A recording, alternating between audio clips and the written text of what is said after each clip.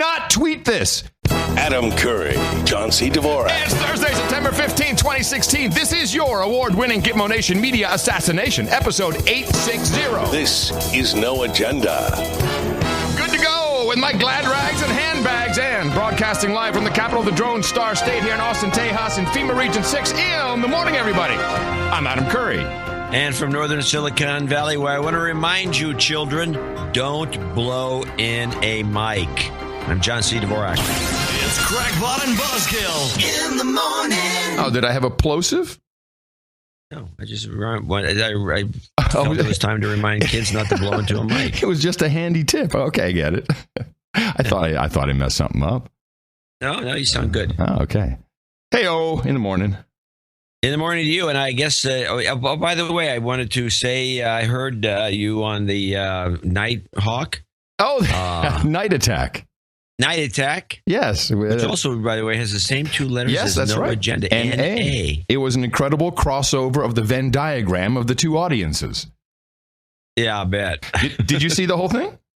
No, I watched the first half hour and the last 15 minutes. Oh, man. Did you see me smoking? Oh, yeah, you're smoking dope right off the beginning. I'm surprised the cops didn't bust in. You know it's illegal there, right? In Texas, yes, it is. Yeah, it is. They've been smoking a cigarette, that's what I'd say. You know what it is, though? I'll tell you why. Because when I was preparing to go on the show, yes, I prepared to go on interviews, etc. Wow. Yeah. I notice the way they do the show, they have pretty much the cameras are on all the time.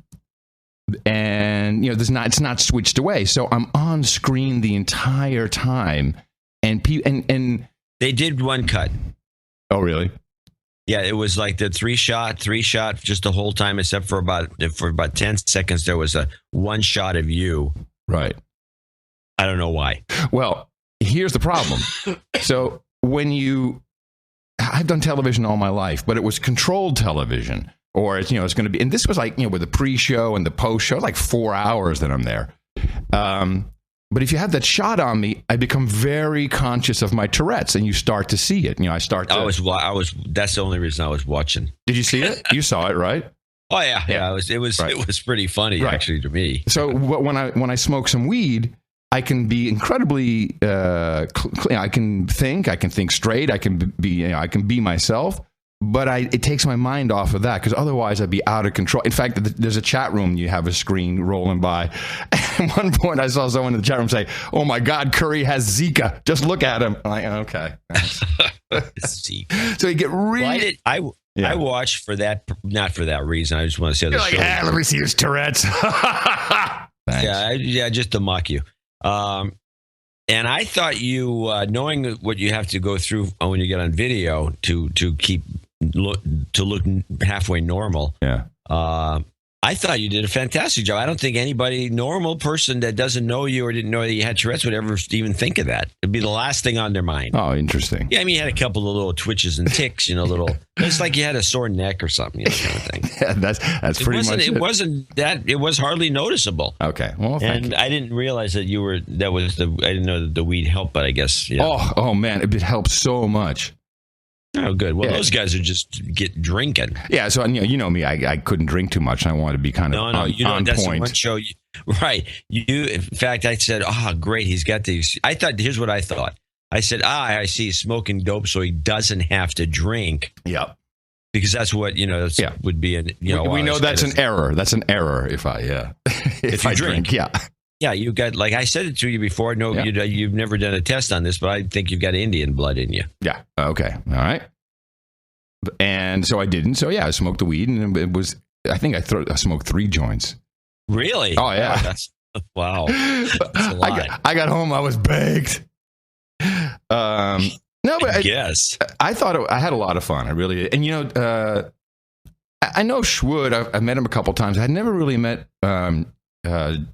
Justin. Jason? Yeah, Justin Young. That guy's talented.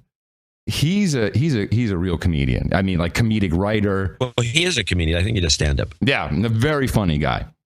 And it's a good combo. It's these, it's two people like us, and sometimes it really turns out well. But I got to tell stories that would normally not come up on No Agenda. Just they triggered. Oh, I'll tell that story. And stuff that we've never even talked about. I had a good time. The coolest thing was I showed up early because I was traffic and I had to go down way South Austin. And Brian says, "Well, before we start, why don't you want to play with the Vive? With the Vive? What's the Vive? You know what the Vive is?" Oh, I should know, but I don't. Yeah, you should really. It's a virtual reality system. Oh, okay. So they have it there for some reason? Yeah, he has it in the studio. He has the VR. He has the goggles. You have to have a big honking computer to run it. They're like an 8-core Intel something or other. Yeah. But this system also has sensors in the room that are all set up and calibrated. So, my son has that rig in one of his bedrooms. I got to tell you, have you tried it? No. Oh, you have to try it. I've been very skeptical about VR. Very skeptical. This shit blew me away. It was and this is before I started smoking weed. This was really, really good. Very natural. Within 20 seconds, your brain's like, okay, I'm here. And you're shooting arrows. You're looking at whales. I mean, very immersive. I would say a public health danger.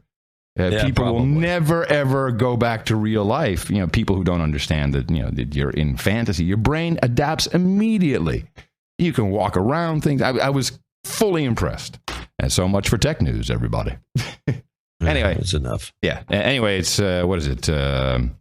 What is it called? Nightattack.tv. Have a look. I'll put it in the show notes. Okay. Well, at least I noticed that you plugged the show. You did a good job of that, especially at the end where you're dropping in the URL. That was good. All right, come on, Did you mention that we won an award? We actually talked about the awards. Yeah, how the Night Attack ruined the podcast awards. They did? Yeah, well, as it turns out, you remember that year, not this year, but the year before, they won every single category? Well, that was because of their audience, unlike the No Agenda audience. Well, our guys are a little more mature. Yeah, so maybe I don't know about that, but maybe we'll get some help in the next awards, even it out a little bit, just to make it better. I'll definitely go back. Horowitz says that we should win the award for comedy show. For best album art. Oh yeah, there's not even a category for that. Yeah, it should be that. Hell yeah. Yep. Hell yeah. Absolutely. Okay. Well, there's a lot of news to discuss, and we got to get to it because there's a lot. Yeah. Yes, it's all really, this is the great sketchy news. This is like, I'll say, sleazy news. Hillary, Colin Powell, another email hack. And the email, I don't know what you want to start with because we got plenty of different directions to go, but I wouldn't mind starting with the Colin Powell email hack. Okay, yeah, I got one or two clips there. You got something? Well, I have some setup clips that are all kind of interesting. Let's start with what happened. Okay. Powell had apparently his personal email, which is maybe an AOL account. I don't even know what, and somebody just guessed he was on the board of directors at AOL. That's why he had an AOL account. So he should be on the board. Yeah. So he probably had some password that somebody just cracked because AOL would be easy to crack, it seems to me, if you wanted to just throw a bunch of bots at the password. And starting with some good guesses, which I'm sure somebody could do. And so they got into his account and maybe some other accounts, or there's different ways they can go with this, but what got me was there was immediate we play some of these clips. I have mostly clips of people reading from. I mean, we haven't gone into the thing itself because it's just one of those things. Well, I'll tell you what. Let me just do this for 1 second. This is a very short setup. Fox about the Colin Powell emails, and I have more examples of this. I believe when Trump couldn't keep that up, he said he also wanted to see if the certificate, as in the birth certificate, noted that he was a Muslim, as in President Obama. By the way, these emails were obtained by DCLeaks.com, which has ties to Russian intelligence agencies, an angle to keep an eye on after that hack on the DNC and all these charges. There you go. Russians. That was Fox News, by the way.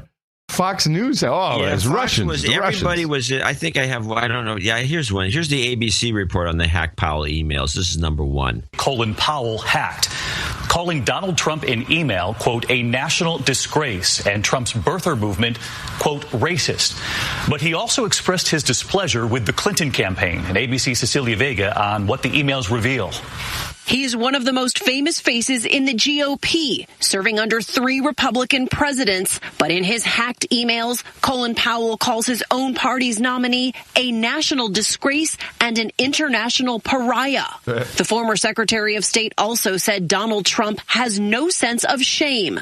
Powell's emails were hacked in what could be Russia's latest attempt to influence this election. In those emails, he does not hold back, saying Trump appeals to the worst angels of the GOP nature.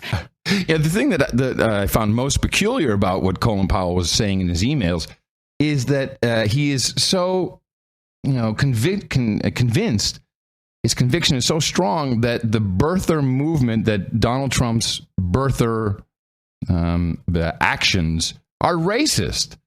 How is that racist if you want to know if someone was born in America or not? How is that racist?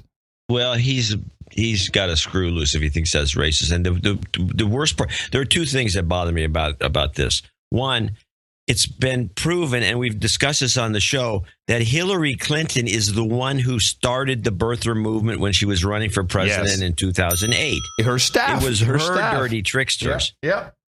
So Clinton. Meanwhile, wait. Don't we have? We should probably. Don't we have a clip of that Clinton birther? Don't we have some clip? We might. We probably have a few clips. I don't know what they would be called. And the second thing is, but while you look for that, the second thing is, how does Russia? How is Russia involved if the results of this show that Trump is a despicable creep? And they go on, and Powell just nails him for being and then he also nails Flynn for being a jerk. Yeah. And I don't see why would this be Russia? This is because it doesn't make sense. Why wouldn't they edit a few of these out, especially the anti-Trump stuff? There was a lot of anti-Trump stuff. So how's that the Russians trying to rig the election? Who are they rigging it for? Sanders? Allow me to bring in Chris Hayes from MSNBC, who just would not stop about this. In multiple emails, he comments on Trump's leadership of the birther movement, calling it racist, writing in one, quoting, quote, there is nothing he can say that will sway black voters. He takes us for idiots.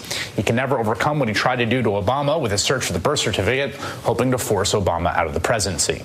A senior U.S. intelligence official tells NBC News the site where the emails were posted, DCLeaks.com, not affiliated with WikiLeaks, is believed to be a conduit for Russian intelligence.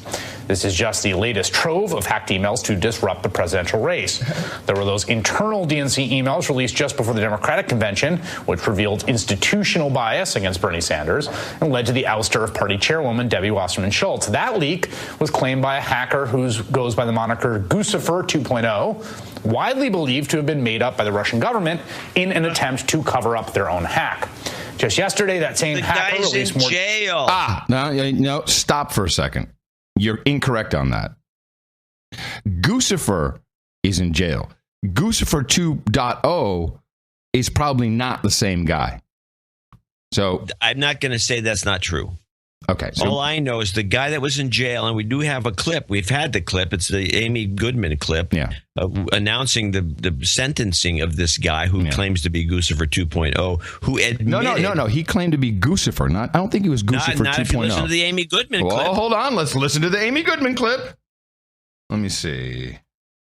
I'm sure I have it here. Guccifer jailed. Yeah, that wouldn't be the one. In Virginia, the Romanian hacker known as Guccifer 2.0 has been sentenced to 52 months in prison. You're right. Okay, well, that may be incorrect on her part.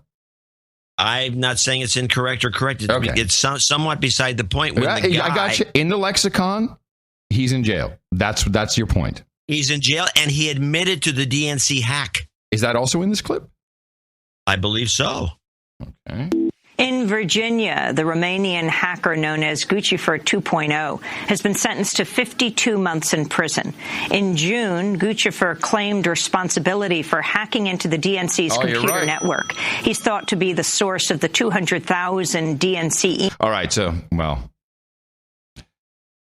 I got a bunch of flack on Twitter from some guy saying this is I got a lot too, but that's where you got this from. This is not the report. No, I got you. Okay, I'm going to go back and we'll pick this up again. I'm almost done with this Chris Hayes. Goes by the moniker Guccifer 2.0. Why? And by the way, I agree. It should be. We need an official pronunciation guide.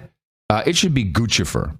I think it should be Gucci. Guccifer, like the shoes. Yeah, Guccifer. Exactly. I think we say Guccifer. All right, we're good. Guccifer. Yeah, I'm saying believed to have been made up by the Russian government in an attempt. Wait a minute, that's actually pretty funny. Made up. It's made up. There's a guy in jail. Yeah.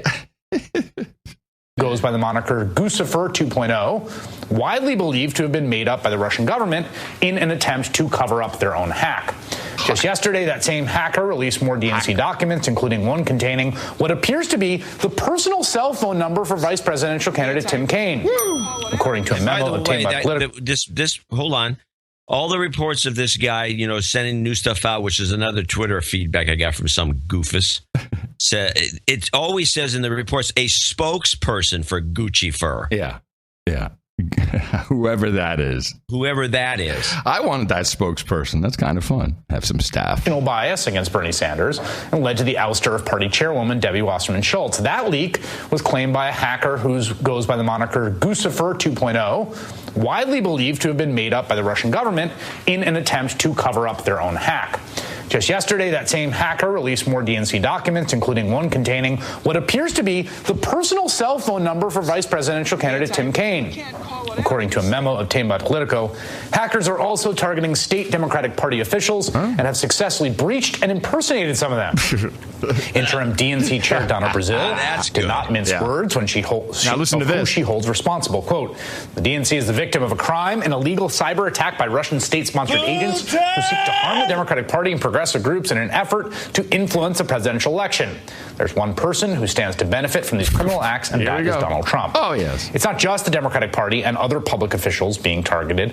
Not long after Russian athletes were barred from the Rio Olympics for doping, Russian hackers posted what they say are the drug testing records of gymnast Simone Biles and tennis star Serena Williams. Did you follow that, by the way? They hacked. And it wasn't a report. It was a fact. They bust, and this I believe may have been done by the Russians because it was a quid pro quo of them getting screwed by these same guys. I have a quick report on that. That is a possibility. I have a quick report from our favorite girl, if you're interested.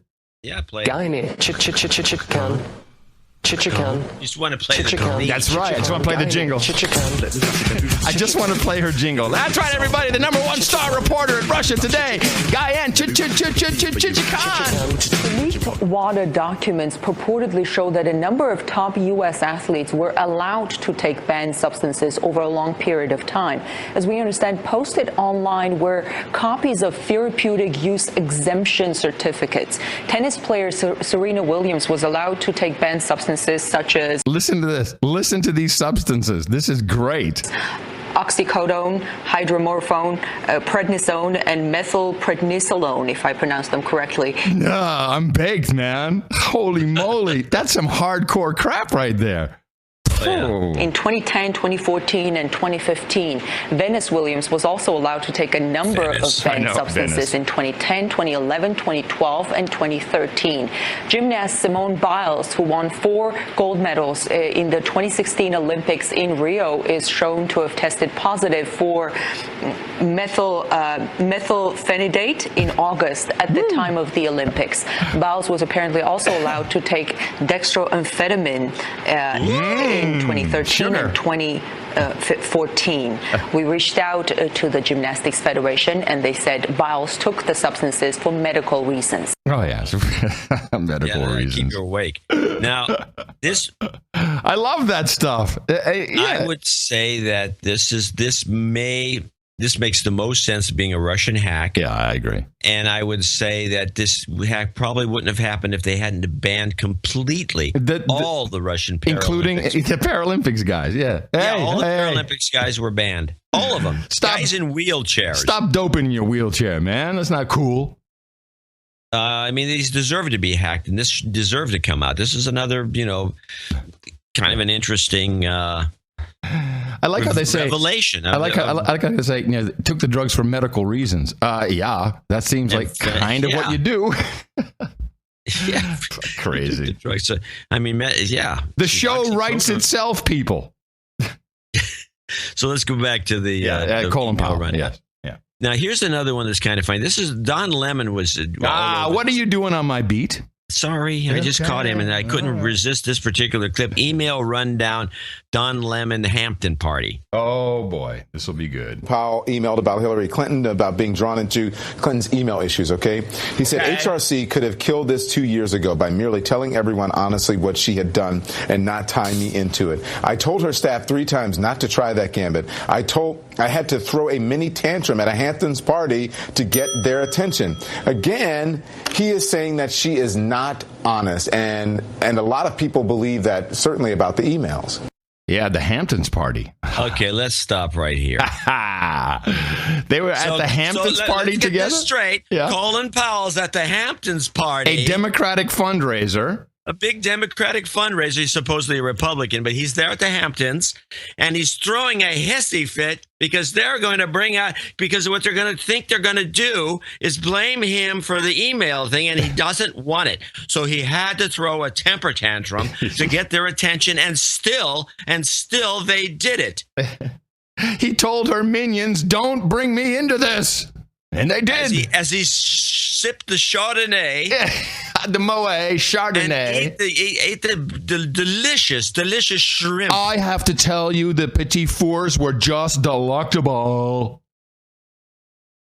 So this guy is at the Hamptons party for the Democrats. He's supposedly a big GOP guy. Sure he is. Yeah. That may be an opener. Let me write that down. I missed it. The delectable. So then we get this one here. This is another rundown. This is a rundown Powell on Hillary. This is more dirt. Colin Powell also discussed Hillary. Play. Sorry, play. Okay. Play it. No, play it. Yeah, Colin Powell also discussed Hillary Clinton's health. In an email conversation with Democratic mega donor Jeffrey Leeds, Powell writes, quote, on HDTV, she doesn't look good. She is working herself to death. Mr. Leeds responds by saying that Rhode Island Democratic Senator Sheldon Whitehouse told him that he and Clinton gave, quote, speeches at the same event a few months back, and she could barely climb the podium steps. Jeffrey Leeds also sent a number of emails to Colin Powell detailing Hillary and Bill Clinton's dislike of President Obama. Now, that rundown of that email, which is why we're going to have to go over these, or somebody's going to have to go over these with a fine-tooth comb, that was edited back by every network. They would not bring in the guy's name. They would not bring in that she's staggering up the stairs, barely making it the White House. Oh, no, we don't want to put that out there. So this was a report on Fox, so they would put it in. Yeah. But everybody else took all that information out, and it was actually the best part. Have you updated the Lena report for this? Not yet, no, but there's a couple of new... I know. I'm sure you have the same I do. Mm-hmm. Which one? Bill. What about Bill? Bill, CBS editing Bill. Oh, yeah, Bill editing. Yeah, I didn't put... No, I got that. We have to play that. Not everyone. Okay, we'll play it, but let's finish this. Yeah, no, take your time. I'm good. I got one more. Here's another one. This is also Don Lemon about the Benghazi thing, and Powell was obviously never read into what we believe to be the case for Benghazi, but it's still beside the point. It's a good clip. It was about Benghazi. They supported her, sort of. All right. So here's what Powell writes. He says, Benghazi is a stupid witch hunt. Basic faults falls on a courageous ambassador who thought Libyans now love me and I am okay in this very vulnerable place. But blame also rests on his leaders and supports back here. Pat Kennedy, Intel Community, DS, and yes, HRC. And then Condoleezza Rice replied, completely agree. Okay, that was that, and then we have. That's just a gratuitous clip with no. That's a gratuitous clip. Okay. Let's go with this one. This is the Megyn Kelly had Flynn, who I'm actually liking more and more. Well, we have a direct line to Flynn. We can talk to him. That's good. Direct line. Right, we like it. We like the direct line. We like the direct line. And I watched this guy. He's very personal. He had a big smile on his face. He thought these emails calling him. He was called by Powell a jerk, a right-wing a-hole, a-hole. He was rude to people. Oh, go figure. Someone in the military rude to people. Yeah, I can't imagine. Well, somebody especially in the Pentagon, running the DIA, would be rude to anybody. You'd think he'd be the nice guy in the world. Yeah. Can I get an invite to those Hampton parties? So he came on, and he actually, I think. He didn't say anything specifically that I can point to that I think is a smoking gun. But if I'm interpreting the following, I'm believing the following, because we've talked about this on the show. The easiest way to get Powell's emails, wherever they came from, was to use the mechanism that's available to the NSA. This was discussed by Snowden. This was discussed by others. There's apparently a terminal. You walk up to it, you put somebody's social security number in it, which is the weird way to access, but that's what the way the litany is. That's the identifier. That was the identifier. You put that number in, and boom, you've got all their emails. You got all whatever you want. You got all their phone records. That's an NSA internal database? Supposedly. Nice. And guys have been using it against their girlfriends. Yeah. I see you called Bill again. Yeah, good times. Now, I'm guessing, although this wasn't discussed in too much detail about the emails at the NSA, I'm guessing they could pull up that stuff rather easily and pass it around. Yeah. And I'm still of the opinion that the NSA is kind of working against Hillary. Okay. And but here's Megan and Flynn, and this is Megan and Flynn on the emails, part 1. Which is the intelligence arm of the U.S. military. He's also author of The Field of Fight, How We Can Win the Global War Against Radical Islam and Its Allies. General, good to see you. Hi, Megan. Your reaction to General Powell's thoughts? Yeah, right-wing nutty, and I think he called me a jerk, too. I've actually been called worse things by my little sister. I would just tell you, this... Take that, sissy boy. Wow. That was a very interesting, very slight needle. My little sister is worse than you wimp. Call me a jerk, too. I've actually been called worse things by my little sister. I would just tell you, this is another Secretary of State, and another... actually, he got that. That is an actual example of someone getting butt slammed. Yeah, well, you got the clip. Play it. No, you need to bring it to the front. I didn't. Blah, blah, blah, blah. Yeah. All right, we'll do it this way. Hi, Megan. Your reaction to General Powell's thoughts? Yeah, right-wing nutty, and I think he called me a jerk, too. I've actually been called worse things by my little sister. Whoa, you got butt slammed! Ho, ho, ho, ho! I would just tell you, this is another Secretary of State, and another individual who has had their email hacked. I mean, what are we learning from this, Megan? I mean, and I'm going to tell you what, more to come. And the fact, the business with, not knowing whether or not, nation states have the 33,000 or what Colin Powell has said. I mean, when are people going to learn that there are threats out there that are going to continue to hack their email? I've said I would love to have my emails hacked, and people have. I know that they've tried it. Because I'm not disparaging people in my emails. I'm being very honest, very blunt about what I say publicly is what I say in my private email communications. I don't screw around like that because I was taught as a young kid by my father to treat others like you like to be treated, and that's the golden rule. Yeah. All right. Benny's an intelligence guy. He's not dumb. He's not going to put stupid stuff on email. Yes, yeah, right. These guys know what's going on. So here's another. This is Megan and Flynn. This second part, which is a Target clip. This one kind of says to me that there's something. Somebody knows something that they're not really telling us. So it's do you think this was Russia? I mean, do you think Russia is behind the DNC hack and this hack? And if so, why? Well, who would know would be the White House would know if that was the case, and certainly those in our intelligence community would know if that is the case. I really don't know. What I know is that after Colin Powell. Well, hey, everybody that's a highly visible person, when somebody finds that kind of, sort of titillating, whatever you want to call it, information. It's publicly. They're going to make it publicly available. I mean, people have got to come to grips with their emails, and those that are high visibility people. He's a high visibility person. He obviously said some really mean things. I mean, at the end of the day, he said some really mean things. Now, he thought that they were private, but Megyn, nothing is private when you are a target of whether it's an anonymous group or whether it's a nation state. No. All right. He also said, I thought I had in one of these two clips, maybe it was in the first one, I missed it, but it was, he says there's more to come. Yeah, we know there's more to come. Yeah, there's more to come. He wouldn't say the Russians because he knows better. It's not the Russians. Why would it be? Well, this DC leaks thing is very annoying. They came out of nowhere, and they're being called a Russian front. Yeah. I don't know what it is. Any proof that they're a Russian front? No. I don't know anything about them. No, I have not heard anything. No one's really given any details. Assange DC leaks. Would probably know. Assange would know. Yeah, I'm sure he does. Well, he published. I think didn't they co-publish or didn't he publish those as well, something like that? I haven't seen them. No, it's the Guccifer 2.0 that he published. Okay. The DC leaks. I don't know. It's a little annoying that those guys. I don't know who those guys are.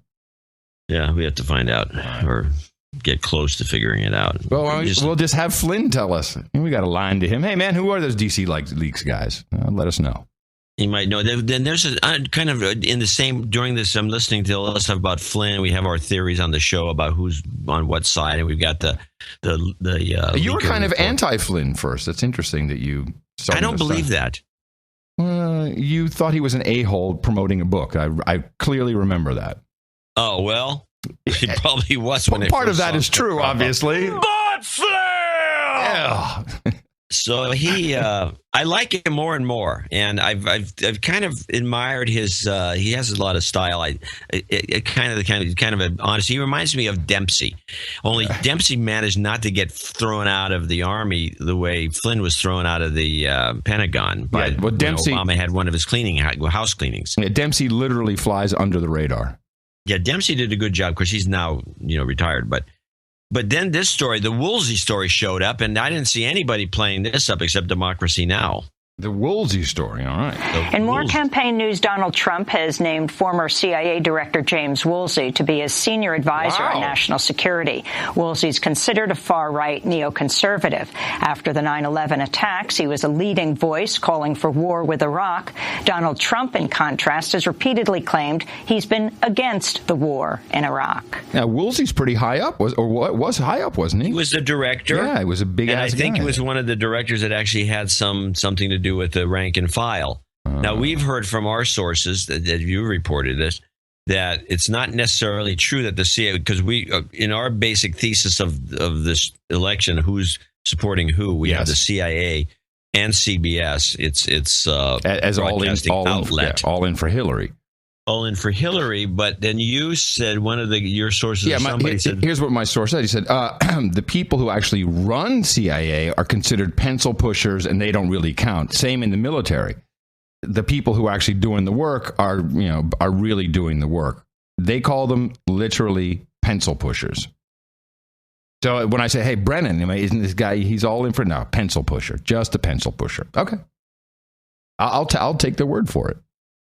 And now that Woolsey came over, that may be a kind of a break in the dike. I think Trump had a letter from former military and intelligence commanders that which of course you won't hear about. Hillary has 100 million former guys who are all on her side. Here it is, Military Times. What is this? Let me see. I'm going to bring it up right now. 14 Medal of Honor recipients endorsed Trump. That's not bad. And there was some other military. Here's a letter. Open letter from military leaders. And here's the following list of people who are I probably won't read it all, but list who support Trump: General Bell, General Hansen, Admiral Johnson, General Crosby Saint. Lieutenant General Boykin, Lieutenant General, it just goes on and on and on. Vice Admirals, Major Generals. I mean, there's, how many are on here? 88. That's the list of 88. 88. Hey, nice number.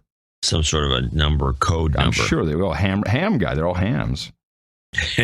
That's your code. They probably are. There's a lot of hams in the military. Oh yeah, definitely. I think. But anyway, so the Woolsey story was underreported, as you didn't even know it, which no. I got you there. Yep. One for me. Yes. 1 point and that for you. says, I don't know what that means in the scheme of things, but you know that I'm hoping, I could be wrong because I don't know what's going on with the Trump campaign, but I would think he would run it past Flynn before he did this. Yeah. Because you don't want two good military guys from two different agencies beefing with each other. Oh, no. Not getting along. And there's been a lot of, even though the DIA and the CIA seem to work well together from what I could see, just observing these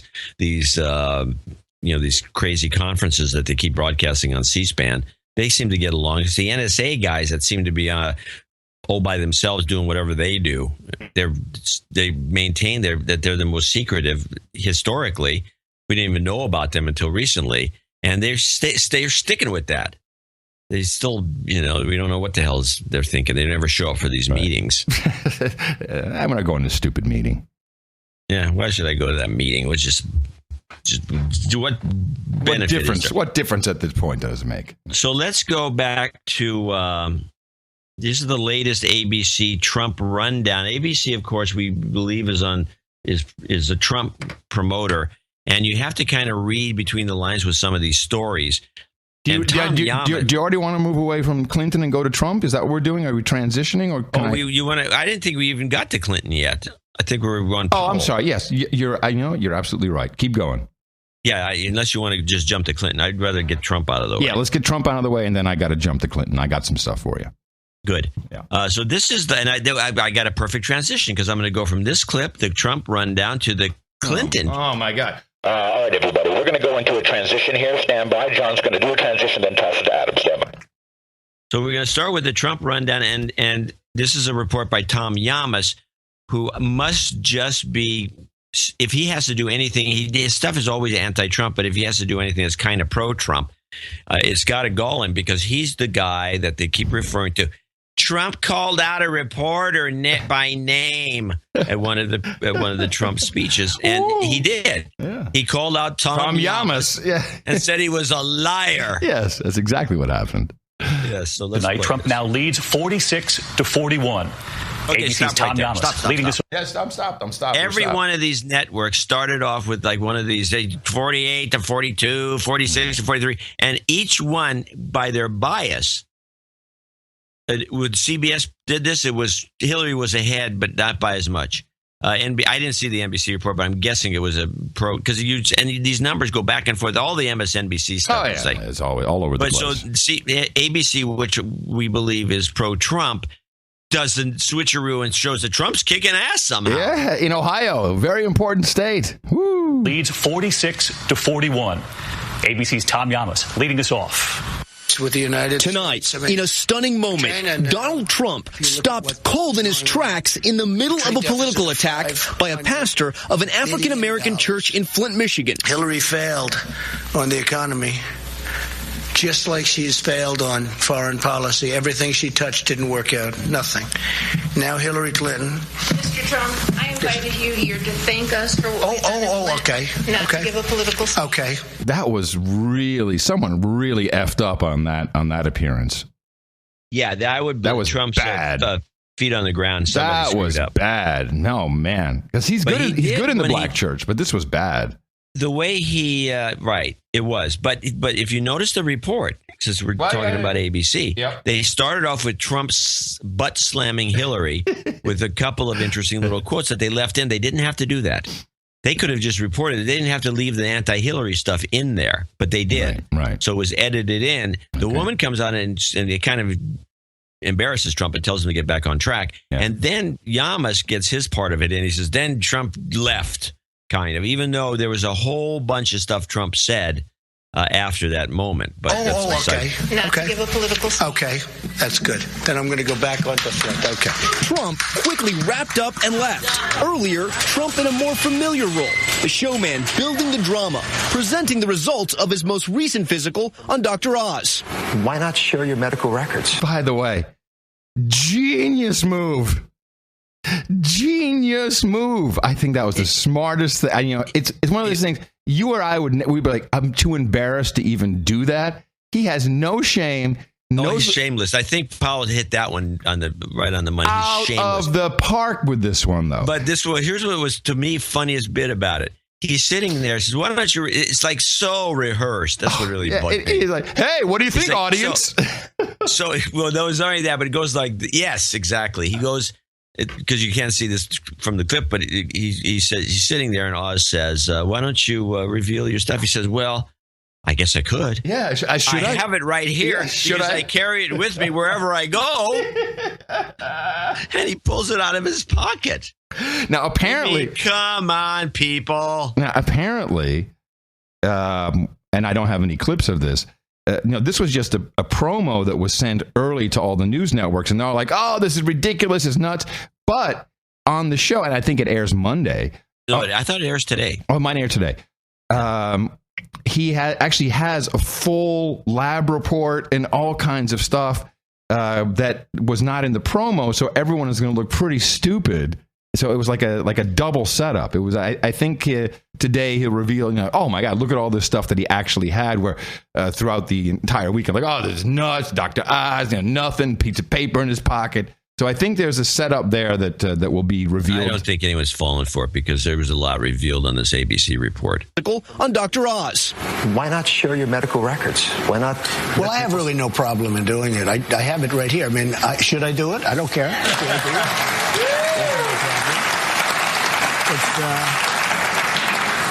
It's two letters. One is the report, and the other is from Lenox Hill Hospital. Yeah, may I see them? Saying, yeah, sure. So these are the report. Those were all the tests that were just done last week. Audience members tell us Trump revealed his cholesterol level, blood pressure, and the results of his latest colonoscopy, and that he takes a statin. Yeah, Dr. Oz likes talking about poop, so I'm here to talk about his colonoscopy.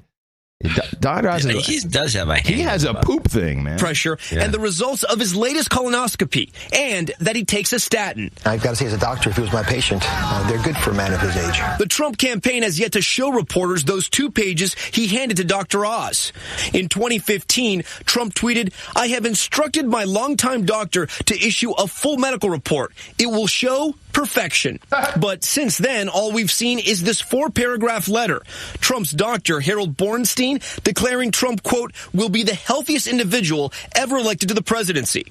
They keep showing a picture of this guy with like long gray hair, like a hippie douche. Yeah, this is what Megyn Kelly, when she brings him up. Is that really his doctor? That's the guy? Yes. And Megyn always says it's weird, doctor. She always throws that in. Yeah, no kidding. Brooks, I got 5 minutes to sit right at this desk and write that letter while the driver waited for me. I think I probably picked up his kind of language and then just interpreted it to my own. Wait a minute, I lost the plot here. What did we switch to? Okay, well, this is Yamas throws in a gratuitous clip of this weird doctor, which I'm going to call him. Oh, okay, I gotcha. That's what of him talking about how Trump came running in and said, I need a report on my health, and he says, well, the limo is still running. It took him like 10 minutes. He knocked this out. Oh, perfect. I think I probably picked up his kind of language and then just interpreted it to my own. Dr. Bornstein also performed Trump's physical exam last week. The campaign, unclear on whether they will ever release a more complete medical history. All right, so that's as balanced as you're going to get on the networks, and that again is I believe to be a pro-Trump report. And so they have to balance it a little bit with a Hillary report following it. And this is actually the second clip, which is the latest ABC clip. This is the cutaway to Clinton. I cut this down a little bit because I think this is the point that they were making. And it was just short and sweet. Sidelined with pneumonia, her doctor, Lisa Bardak, releasing a new detailed health summary, saying Clinton's physical exam was, quote, normal, and she is in excellent mental condition. Mental condition? I like condition. When does that come up in the conversation? She said excellent mental hygiene is the term you want to use. Her mental hygiene is completely clean. She's in excellent mental condition. Which I guess was like, I thought again, that was a negative Hillary report, even though Yamas delivered it. It was like giving I agree. Yes. So ABC is a master, of course, they're out of the Disney company, master propagandists. Oh, yeah, they're very good. They're very good. All right, it's all yours. We're on to Hillary. Yes. I spent some time on the 9/11 collapse, not the building, but in free fall as well, Hillary Clinton, the rumors of body doubles. I really drilled down into this because this was irritating to me.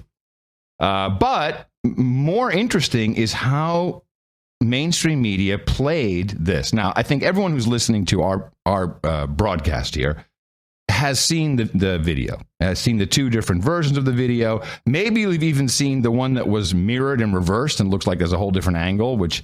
but it's not. It's just a mirror. Yeah. Although that it is an interesting way to find more clues and more details. Well, I thought it was interesting because and I'd gone back and forth, and it was a mirror, even though Rush Limbaugh thought there was something rigged about it.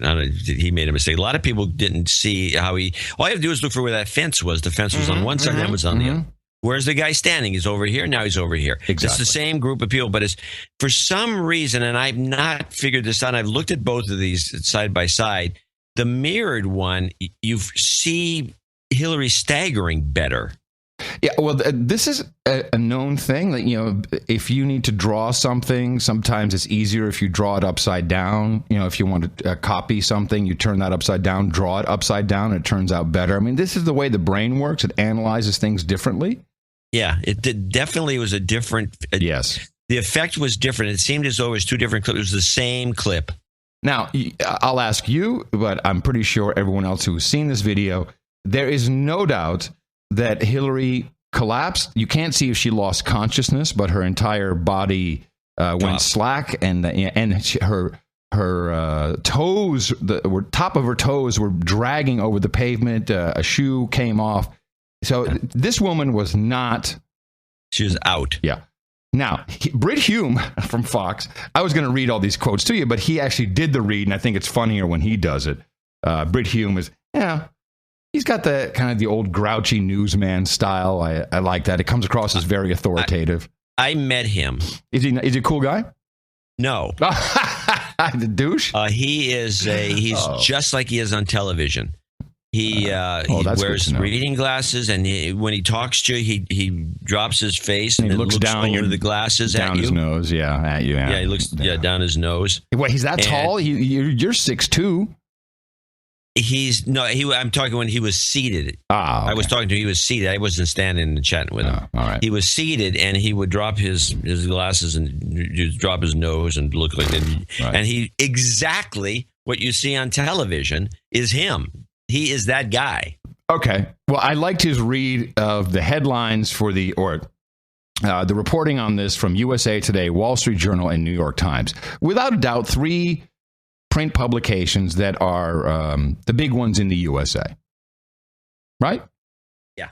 There could be little doubt that only some help from her bodyguards kept Hillary Clinton from collapsing to the pavement as she boarded her motorcade outside that 9/11 event in New York yesterday. Some mainstream media outlets, however, didn't quite put it that way. USA Today said only that she, quote, quickly departed. The Wall Street Journal said she was, quote, looking wobbly.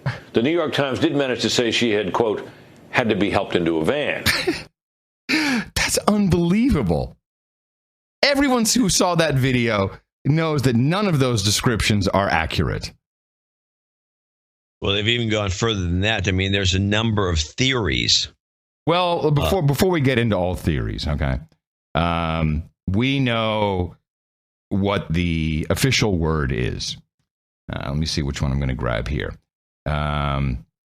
Okay, so... Oh, and by the way, to back up a little bit and talk about these news outlets not reporting correctly, big news there. None of them were there. And I think there were, and I pointed this out in the newsletter for people who don't get the newsletter. They should get the newsletter. There was the guy who was there recording this. Where was everybody else? Well, Hillary was at the event. She was hauled off by by her escorts. Yeah. And nobody followed them? Well, the press apparently was distracted, kept in a certain spot by staffers. And they were shielded, and they didn't know about this. And the press are pretty angry that they didn't know anything that was going on for, I think, 90 minutes is their number. Some freelancer just happens to be standing around the pickup spot and he says, oh, here we go. Let me take a movie of this and see what happens. Exactly. Unbelievable to me. It's a great piece of video. I've seen it forwards, backwards, zoomed in, everything. And I have thoughts on that coming up. But first, the immediate response from the mainstream media, and my favorite, of course, is MSNBC. Whenever something crazy happens, I like going there first. It's the best. Now, this is long. We can just stop whenever you've heard enough of it. But this this is MSNBC pretty much saying, oh, well, it was warm, it was muggy, it was a very hot day, which it was not. It was unseasonably, well, not even unseasonably, it was nice and cool. But let's listen to this MSNBC. Of course, the big story today has been the fact that Secretary Clinton left rather unceremoniously, having become overheated. We should say the weather has been horrific, very hot, extremely humid temperatures. She was adorned in a long-sleeved coat, a pantsuit. And so what we will see here now is her getting into the car.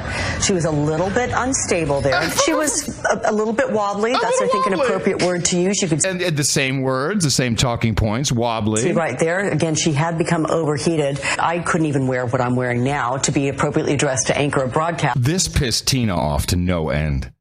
She's like, I could not believe these women saying this. Oh, but I even get woozy when I have long sleeves on. I was wearing shorts and a T-shirt when I came in early this morning. It was that horrible, that weather. She has an unbelievably challenging, taxing schedule that would be so physically for anybody, right? Let alone somebody who's her age. And frankly, standing for a long period of time. There is, something that a fainting reflex that's called vasovagal syncope, which is not a vasovagal syncope. Well, this is now we're doctors. Common. With that excessive heat, if she didn't eat enough that morning or drink enough that morning. Oh, she didn't eat enough. It could happen to anybody. That doesn't seem likely. Could happen to anybody. I know. There are plenty of days that I will drink coffee, and a fair amount of it I might have in the early mornings to get going. And then if you don't eat properly, that can set you off. Right there. Oh, yeah. I've seen her faint on the news desk all the time. Yeah, it can set you off. Kids have been spinning up theories that she's not, in fact, in good health. It is a rare occurrence that you and I discuss fashion when we're talking about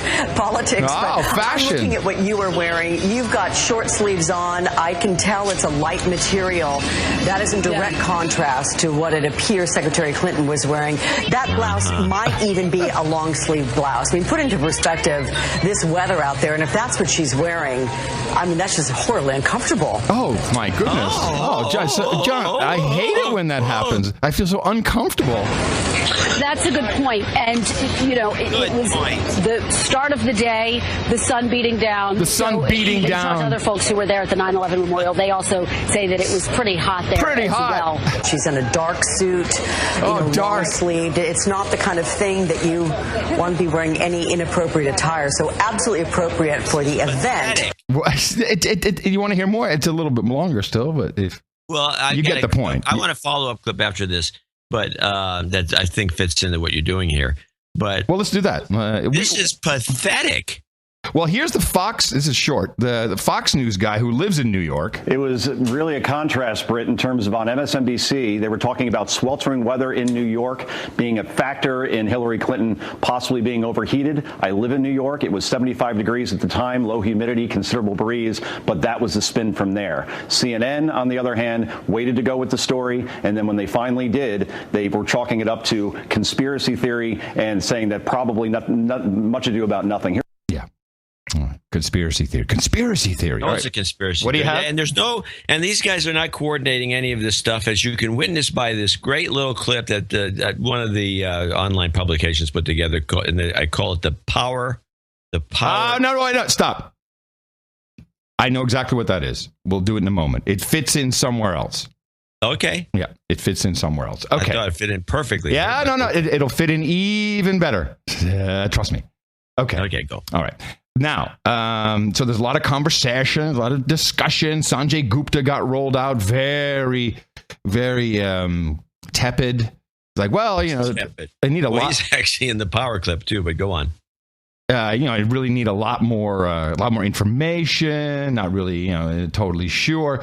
Gloria Borger, who I do like, she seems to have no elitist ties to anybody. I have no idea. I know. She only just acts like one. Yes, exactly. And she must be married to someone. She must come from a family. She must be wealthy. No, none of that. So she was there, and she agreed with Sanjay, and here's this little clip from her where there was a little phrase here that I liked. It was another 2-page letter like the 2-page letter we already had. I'm with the doctor here. I think we don't know a lot more than we knew, and I think that for those who believe in conspiracy theories, they're still going to believe in conspiracy theories. For those who believe in conspiracy theories, they're still going to believe in conspiracy theories because the conspiracy theories from conspiracy theorists. Those who believe in conspiracy theories, they're still going to believe in conspiracy theories about Hillary Clinton's health. And for those who say she's healthy, is this a new clip? Yeah. Because I distinctly remember, and I don't know if it was her or not, somebody else using the same phraseology. Those are conspiracy, believe in conspiracy. Do you remember this? It was some time ago. Those who believe in conspiracies will always believe in conspiracies because they believe in conspiracies. Let me see. Hold on a second. Let me see. I don't know if you could find this. It'd be impossible. Well, I'd give you 10 points if you could find that clip. But that was like a year or more ago. The same, and it was on. I believe it was on CNN because they just. NPR's social science correspondent Shankar Vedantamuffin drops by with juicy new research. He's here with us again. Shankar, what's on your mind? I want to talk about conspiracy theories today, David. Okay. And this is everything from whether the U.S. government was secretly behind the 9/11 attacks to whether President Obama was actually born in I think this is one of your clips, isn't it? Or is this one of my clips? It seems like one of mine. United States. What proportion of the U.S. population would you say subscribes to one of these theories? 10, 15% maybe? Yeah, it's a long clip. I don't want to mess around with that. But okay. I will look it up. Go back to your point. The point is that this is a meme, is what I'm trying to say. Yeah. About Hillary Clinton's health.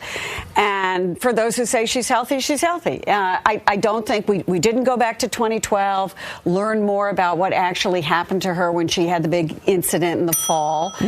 Oh, Gloria. The big incident. That's where she fell in her home. This is not the plane crash that we keep talking about. But why doesn't she say that? Why she said the big incident? Plane crash sounds more like a big incident than tripping and falling. That's my point. She's talking about a big incident. No, I know that's your point. I'm just being sarcastic. Gotcha. Okay. But now we have most people. This was Fox was airing this. Everybody had this. Bill Clinton goes on CBS with Charlie Rose and explains about these episodes that she's had. Look at that collapse, that video that was taken. You wonder if it's not more serious. No, than dehydration. She's been. Well, if it is, it's a mystery to me and all of her doctors because it's frequently, not frequently, rarely, but on more than one occasion over the last many, many years, the same sort of things happened to her when she just got severely dehydrated. All right, so Bill corrects himself and says, no, not frequently, not frequently. So this is how this segment aired later in the day on CBS. She's been, well, if it is, it's a mystery to me and all of her doctors. Rarely, but on more than one occasion. Whoops. Over the last many, many years. Yeah, they edited out the frequently take. They edited that out. Let's start over and do that one again. Now, I knew about this, but I've actually not. That's funny you got it. I didn't go back to get this side-by-side clip, but let's play those again, just so we can reemphasize what happened here. Look at that collapse, that video that was taken. You wonder if it's not more serious. No, than dehydration. She's been, well, if it is, it's a mystery to me and all of her doctors because it's frequently, not frequently, rarely, but on. Okay. He corrects frequently and turns it into rarely. Here's the edit. She's been, well, if it is, it's a mystery to me and all of her doctors. Rarely, but on more than one occasion. Ruh-roh. Ruh-roh. Does anybody think that they can get away with this? So CBS was called to account, and their explanation was it was edited for time constraints. All three, yeah, right. All 3 How about seconds. Just getting him off the show. That would be a Great edit. All 3 seconds we had to take out for timing. That is blatant. That is not okay, and that is a cover-up, and it's bull CBS crap. is of the networks. Yeah, CBS is the most. They're the worst. Yeah, and they're the worst on their morning show. Mm-hmm. They're with. They got I think one of the best looking women on these morning shows. They always have to have one good looking one. Actually, ABC's got a nice woman too. To be pleasant, because you wake up in the morning, you go, oh, it's cute, she's pretty. Who just turns just sour when she talks about Trump. And their news show is absolutely just a conduit for the government, and everything, all the messaging that goes on their programming. Everything CBS is absolutely all in, at least at the moment, but they can switch at the drop of a hat. Leanerreport.com, everybody. Leaner Report discusses some of this. Right. And Charlie Rose is like the go-to guy. Of course. On all this stuff. He's Charlie. on the morning show. He's on the night show. He's on the new substitute for Scott Pelley. He's got his own show on PBS. This guy... He must be making a fortune at this point. I know he never was before, but now he's with his association with CBS. He's making millions and millions of dollars, but he's working himself to death. Well, he should just quit. Well, let him do what he wants to do. So, with all this speculation out there, what do? What you got to do is you got to go to the guy you trust the most to bring you the story and play along with the game. There's only one. You know who it is. Clooney? No, if Hillary Clinton wants to pass on messages unedited on television, on the telescreens, who are you going to call?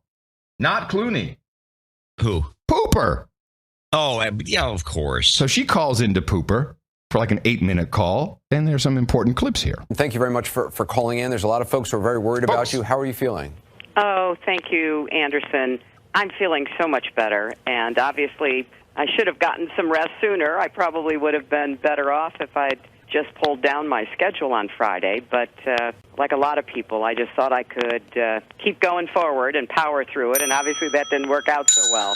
There it is. She made a determination with her doctor that she would power through this. She made a decision to just power through this. We've decided to power through sometimes, just power through this. Continue to power through. Yeah. This is all the mainstream media.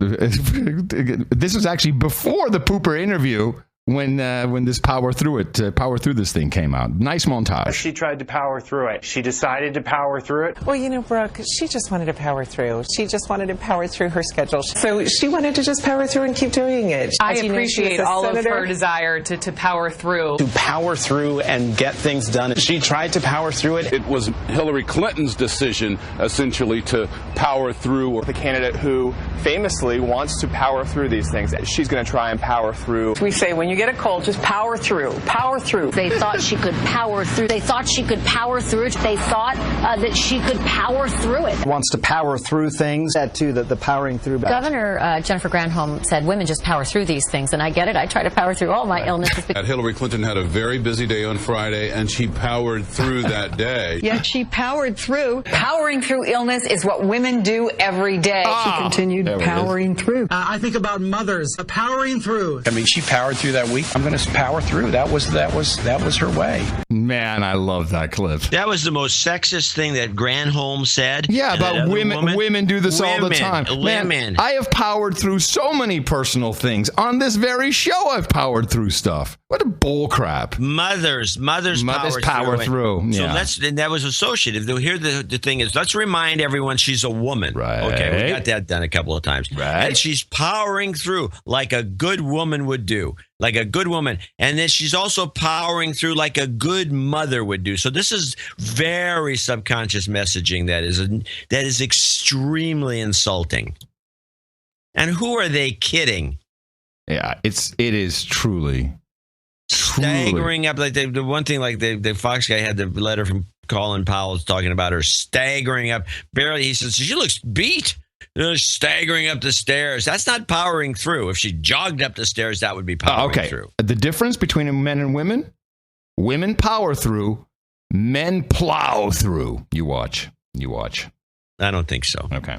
All right. I will put that down as a no. That's not going to happen. We're not going to see I don't know what they're going to do. This power through thing is, and that clip was just put together by the Washington Beacon. Yeah, Washington Free Beacon. I think was, I believe it may have been put by Jimmy Kimmel in the beginning. Who knows? I mean, he said actually. No, Washington Free Beacon. Now, Washington Free Beacon does this. They do a lot of these supercuts.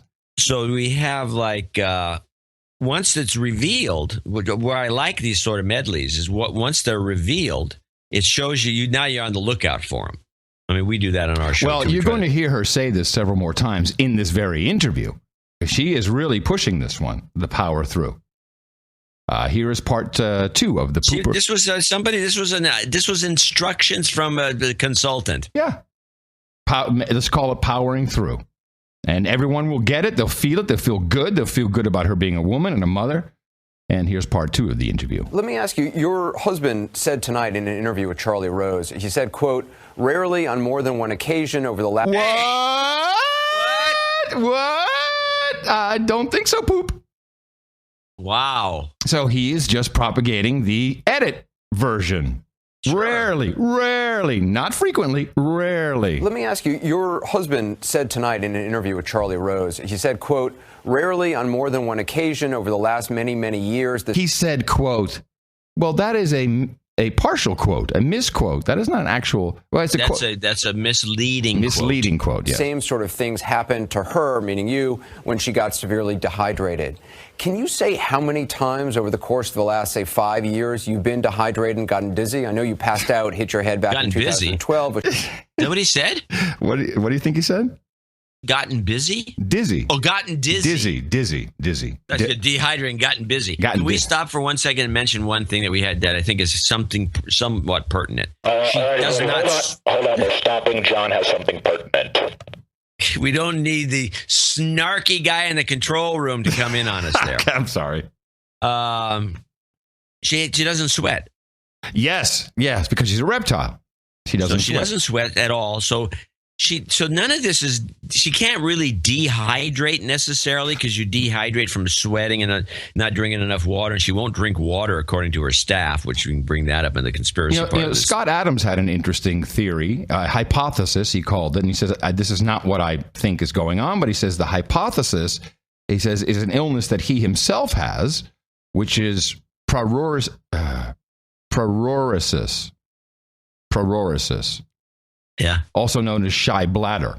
So his hypothesis was that she has a shy bladder, and that might fit in with some other behaviors we've seen with her on the debate stage. And she can, and so this apparently is something that's genetic, and then you cannot urinate while the people are around, and you get into trouble if you're drinking water, and then you can't urinate, and then and so what you do is, or what Scott Adams says he does, is he purposely dehydrates himself when he's doing speeches, which he doesn't do anymore since he started saying Trump might win. I have that story if we need it for the show.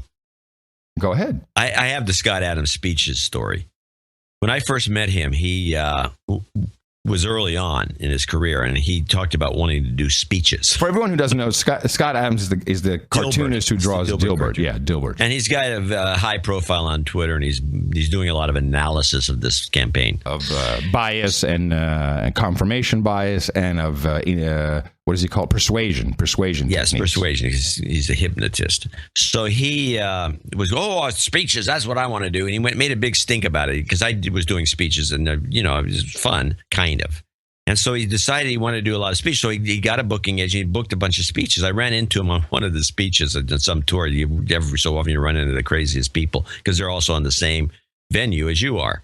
Right. And so he quit very shortly after this, I think, this one speech, because this was happening too often. He'd go out and give one of his speeches, he's a very dry sense of humor. Yeah. And he's funny. He's a funny guy, but his humor is extremely dry and extremely cutting.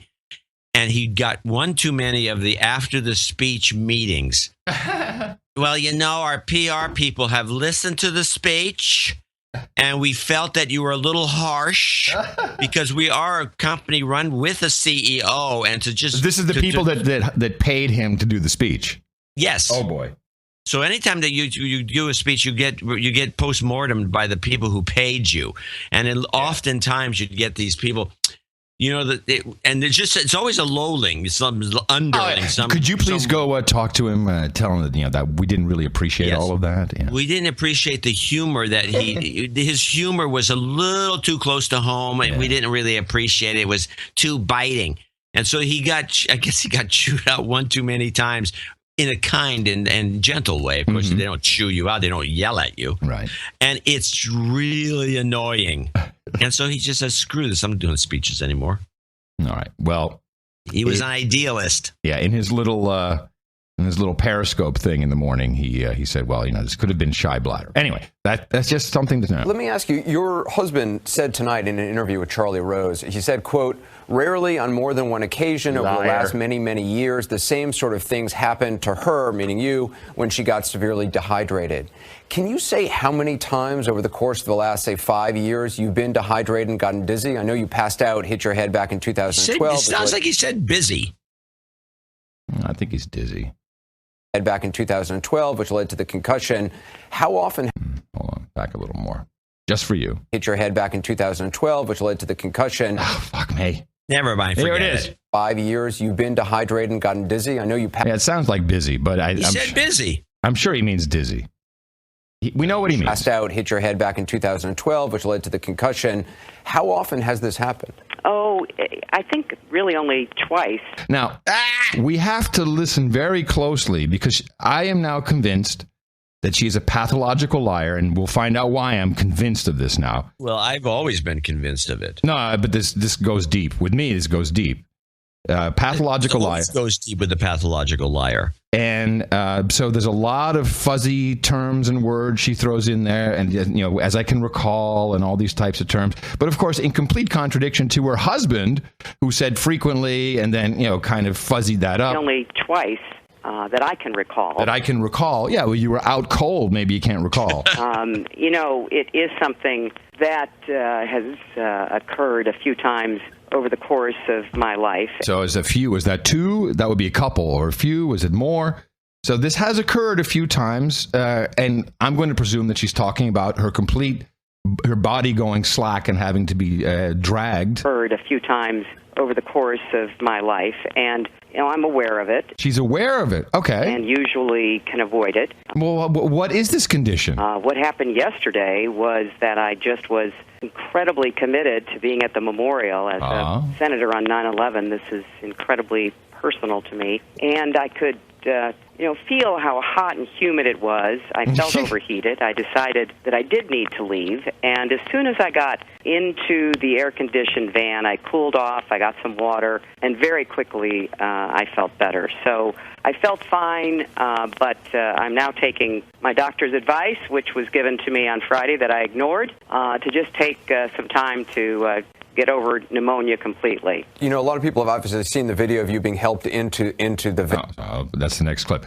Okay, so there she is saying, well, I just needed some help, but once I was in the van, I had some water, the air conditioner, it was great, felt perfect, and but this is, I don't understand her comment, which is, this is something I'm aware of. This is not something that has showed up in the doctor report, some condition that has her fainting a lot in her life. That's very odd. So let's go to the next. Pooper, of course, follows up appropriately. Did you actually faint? Did you actually pass out or lose consciousness? No, I didn't. I felt dizzy, and I did lose my balance for a minute. But once That's not what I saw. Did you see that? She just lost her balance, John? Was that your experience? I thought she was going to collapse. She did collapse. It was an actual collapse. Okay. Or lose consciousness. Well, I thought she was going to collapse before they even moved her. She was falling to the side. Right. So he is saying, did you lose consciousness? Now, we can't tell, but it sure looked like she was pretty unconscious. Did you faint? Did you actually pass out or lose consciousness? No, I didn't. I felt dizzy, and I did lose my balance for a minute. But once I got in, once I could sit down, once I could cool off, once I had some water, I immediately started feeling better. And my daughter lives nearby, so I went over to her apartment and spent time with her and my grandchildren, which is the best medicine for anything in my life. Okay, we're going to get to that in a moment. But now we go to the original cover story was very interesting as everyone started jumping up and saying, well, yeah, I wasn't feeling well. Yeah, I felt, I've had pneumonia. All her staff was like, oh, there's been something going around. She's not the only one. Her different staff, I think Robbie Mook even said that. Oh, man, I wasn't feeling good. I was out for a week. So everyone's covering, including... A lot has been made over the course of the last week or so about the cough you've been struggling with. You blamed it on allergies, joked at one point that you were allergic to Donald Trump. Was that cough actually pneumonia-related and not, in fact, allergy-related? Well, it sure seemed like it was an allergy because I've had allergies, seasonal allergies off and on. And it does come with a cough. I've got lots of examples of, in the spring and in the fall, getting a bit of a coughing fit, and then it dissipates. What happened this time, though, was it didn't dissipate, and that's why when I got off the road on Friday, I did go to see my doctor, and that's when I was diagnosed with pneumonia. And the funniest thing that happened to me on Sunday, it wasn't a funny day after all, but this was kind of humorous. As I got to the memorial, I saw my friend and former colleague, Chuck Schumer, and the first thing he says to me is, I've had pneumonia, and I've been resting for 5 days. And I looked at him and he said, that's so funny. I've just been told I have pneumonia. So apparently there's something to this that's going around. Oh, apparently. And, I've since been contacted by a number of people who've told me they have had it, they've gotten over it. All right, so this would mean, the way she's saying it, this would mean it's a viral infection, that people are getting this. There's something to it. No, if she took antibiotics for a viral infection, that would be some sort of a medical violation. It has to be a regular pneumonia from bacteria.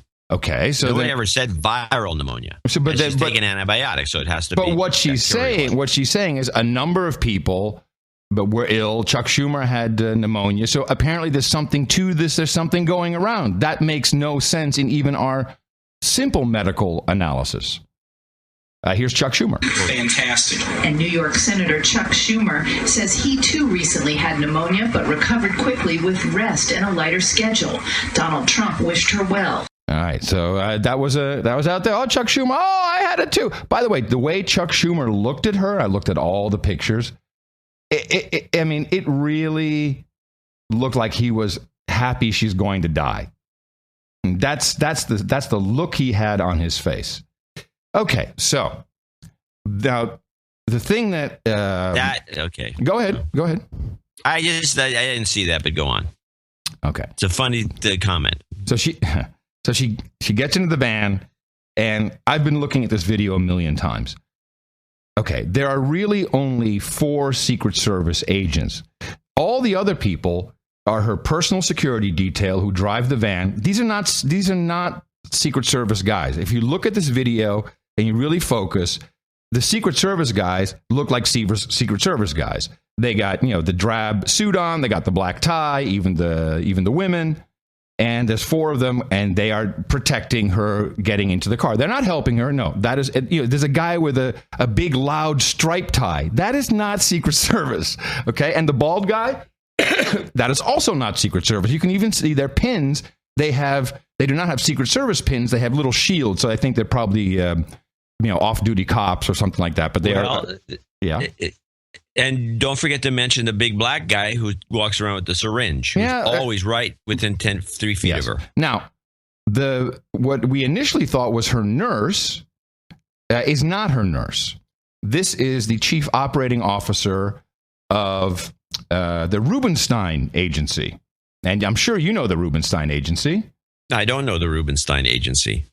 The Rubenstein Agency is, I think it's, what is it? Is it David Rubenstein? Let me find out. Howard Rubenstein. Howard Rubenstein is, this guy is the connector in New York City. In fact, I have a pretty good article here. So he's a PR agent. And, to be the chief operating officer of a PR agency is not really a big deal when it's really about one guy. His clients, George Steinbrenner, Rupert Murdoch, Donald Trump, Ron Perlman, Larry Silverstein, Leonard Lauder, Michael Bloomberg, Charles Kushner, Jerry Spire, Dan Tishman, who else? Ed Koch, Chuck Schumer. He is a connector. In fact, this is very interesting when you know that the connections here. His firm, for example, simultaneously represented the Tobacco Institute and a cancer hospital And he represented both Leona Helmsley and Donald Trump when the two were publicly sparring. And there was here it is. It was Rubenstein who found a suitable rental for longtime client Rupert Murdoch while his $44 million Fifth Avenue apartment was under renovation. He dialed up another client, Donald Trump, who was more than happy to help out. He also negotiated the pact between Murdoch and Mort Zuckerman. So this guy is a real connector and PR. Now, the woman is Christine Falvo, Falvo. Now, is this the woman that was holding Hillary's fingers? Yes, that is the woman. Okay. There was, this is her nurse and this is a neurological check. No, that is not true. But what was she doing? Well, she was accompanying her. First of all, okay, let me back up. I 100% believe Hillary Clinton wanted to be there. It was a personal issue for her. She wanted to be at this ceremony. She was, of course, wearing these nutty blue glasses, which are Zeiss Z1 lenses, which are, you can see, in the show notes, I have pictures. It is literally the same glasses, the same round lenses, everything the same blue, which are marketed specifically for people with epilepsy or other seizures. Yeah, if a seizure will trigger something. So this really was her really being there, really wanting to do this, even though she knew she was not feeling well enough to do it. And this woman, the Christine Falvo, she worked for Clinton several times throughout her career. In fact, she came out of school and then was an aide, a staffer, and then she went on to become first just staff at the PR agency, and now she's the chief operating officer. So I believe she is actually a friend. I don't see any nefarious connections with Rubenstein necessarily, but I gave you the information because I think it's important. I think you're probably correct with this analysis. Okay. So she's a real friend, and no one else wanted to go with her. Huma didn't want to go. She wants to stay out of the limelight. Bill can't stand the heat. That's true. So she was along as a friend, a very concerned friend. In fact, when you see her walking, you've seen the picture, and she's holding her arm. To me, that was more like a motherly thing, not necessarily stabilizing her, although that may be part of it. But just like, I know it's bad and it's rough and it's a bad day. I'm sure she was personally affected by 9/11, maybe because, everyone had something to do with it. I don't know, but she was feeling bad about it. Good. So then we see this video, we see all these things. He's in the van and she goes to her daughter's house and comes out. Now, this was a very, very irritating scene to me, and it took me a long time to figure it out because everyone said it's a body double. That's not her. Oh, look at it, doesn't even look like her. Very different ass. Everything's what? She's wearing black. Yeah. Well, let me. Well, I'm going to just mention a couple of things. Go ahead. She came out of that building. I mean, why was the Secret Service already positioned out there in a large? I'm going to reveal all perimeter. Okay, good. Okay. Well, so let's just stick with the body double for a second. This is these are the conspiracy theories I've learned to be careful with. It's like you're seeing video, you're seeing pictures. That's very hard. Her middle finger is longer than the real Hillary's middle finger. The other thing I noticed is there's a lot of comparisons with a re-aspect ratioed video. Yeah, showing her she looks like she's 130 pounds in one of them. Yeah. Now, Tina, the keeper, she said, this is not the same woman. And women look at women differently, I think. And she said, no, I can see the bottom half is different. I said, well, I really don't know. Because what you said, aspect ratios, angle, there's a million things what lens was used. It could be Photoshopped. Right. A million. Focal length will make a huge difference. A million things that could disprove that. And it's really, you really need a little more conclusive proof. So I believe it was a body double. I'm going to tell you why. And I am thoroughly convinced of this, and I have my own evidence. First of all, the reason why she comes out and there's no Secret Service is because it wasn't Hillary Clinton. So that's easy. The child who was pushed up to take a picture, staged. Again, no Secret Service. It was not Hillary Clinton. Okay, now I want to stop you. Okay. There was plenty of Secret Service. No. Not when she walked out of the door into the van. There was no Secret Service, John. And I want you to go to cbd.grumpyradio.com, CBD as in Clinton Body Double, .grumpyradio.com. Okay. A chat room, you can play along. CBD.grumpyradio.com. You come up with something shorter. No. Just type it. I'm typing. Okay. Server not found. Then you didn't do it right. Obviously. Let's try it again. Want me to CBD. I can just send you the link if that's going to help. Grumpyradio.com. All righty. You there? Yeah, I still get server not found. It must be something different. Jeez. Hold on. Send me the link. Yeah, I'm going to send it to you right now in the Skype. Find it here by this reflection. This is ruining my there it is. Clinton Body Double. You got it. Okay. Now, there's what you see here, let's take a look at this picture. Because the proof that this is not Hillary Clinton is in plain sight. Plain sight. And I actually, down below, I also have pictures of her at the 9/11. You see that? There's Christine, and she's holding onto her fingers, and you see her there walking right behind Christine Falvo. You see those, right? Okay. All right.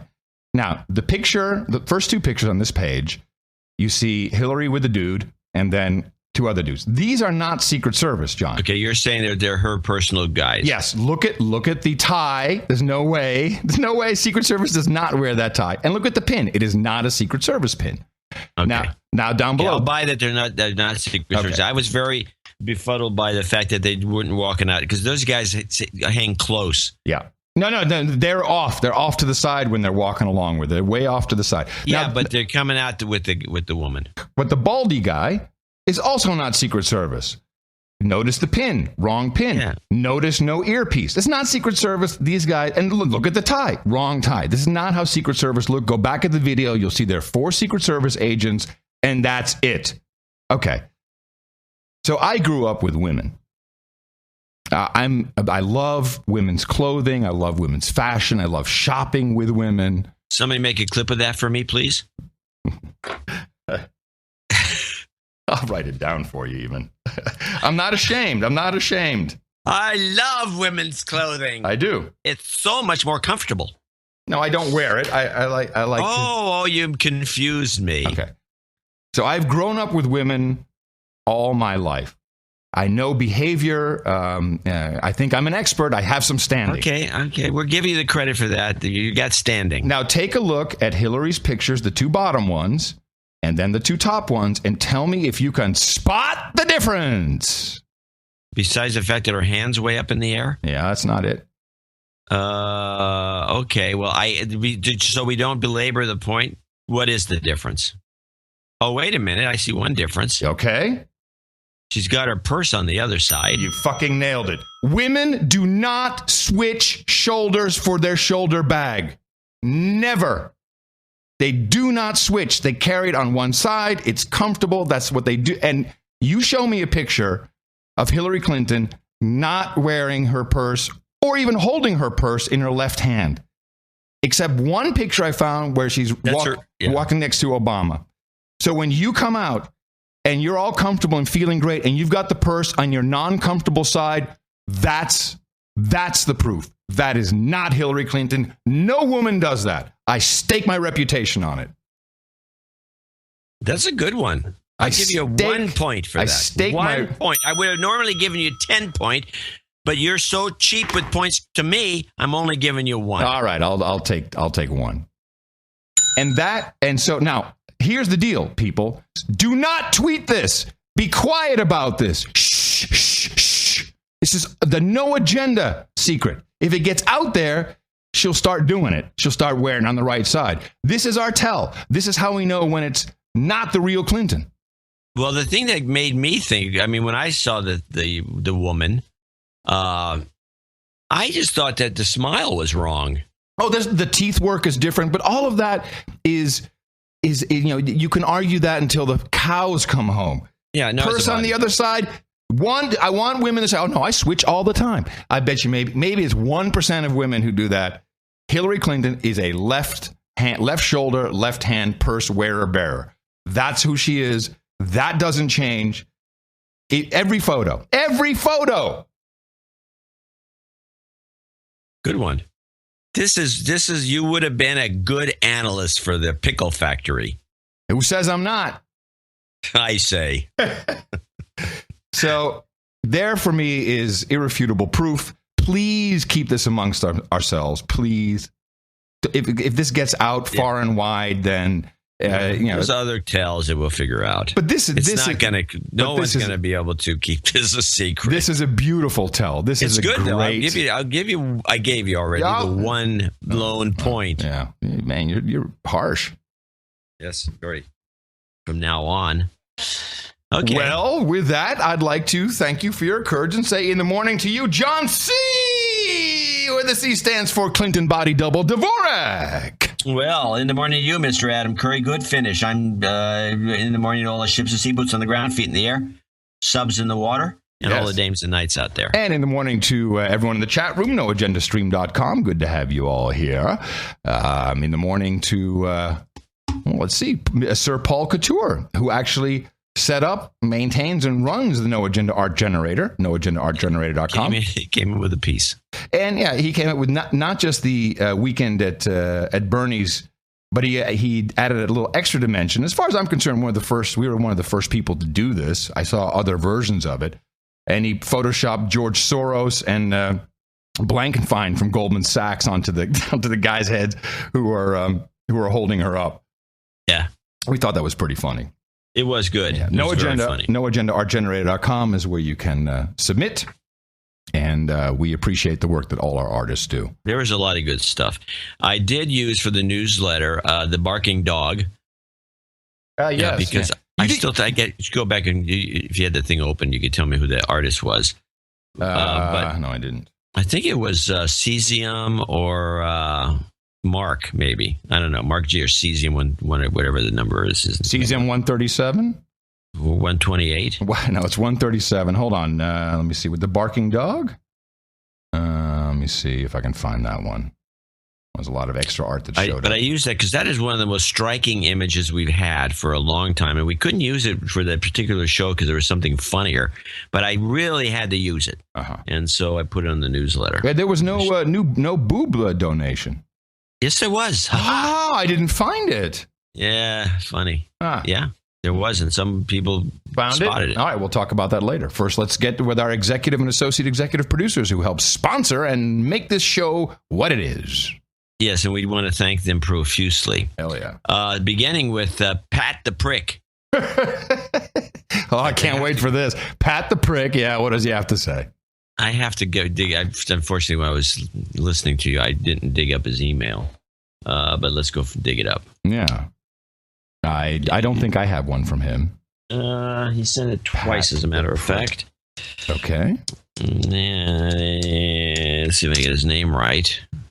There he is, Knighthood. Okay. Pat. Oh, Knighthood. All right. Yeah, he's got, this is $1,111.11. Wow. Holy moly. From Garden Grove, California. Damn. Hey, guys, love the show. I've been a fan of John C. since the Tech TV days, and later when he was on that show with that guy. I got heavy into all of the people involved with Tech TV during the middle and high school. So he's in middle school and high school listening to Tech TV. That's your audience, man. And Adam, since they're listening to No Agenda, I'm just as big a fan of you. Hey-oh. Enough nostalgia. Life is hard for a while. I dropped out of it all to focus on college and surviving the move to a different state by myself. But recently things have slowed down, and I was able to check in on what people I admire were doing.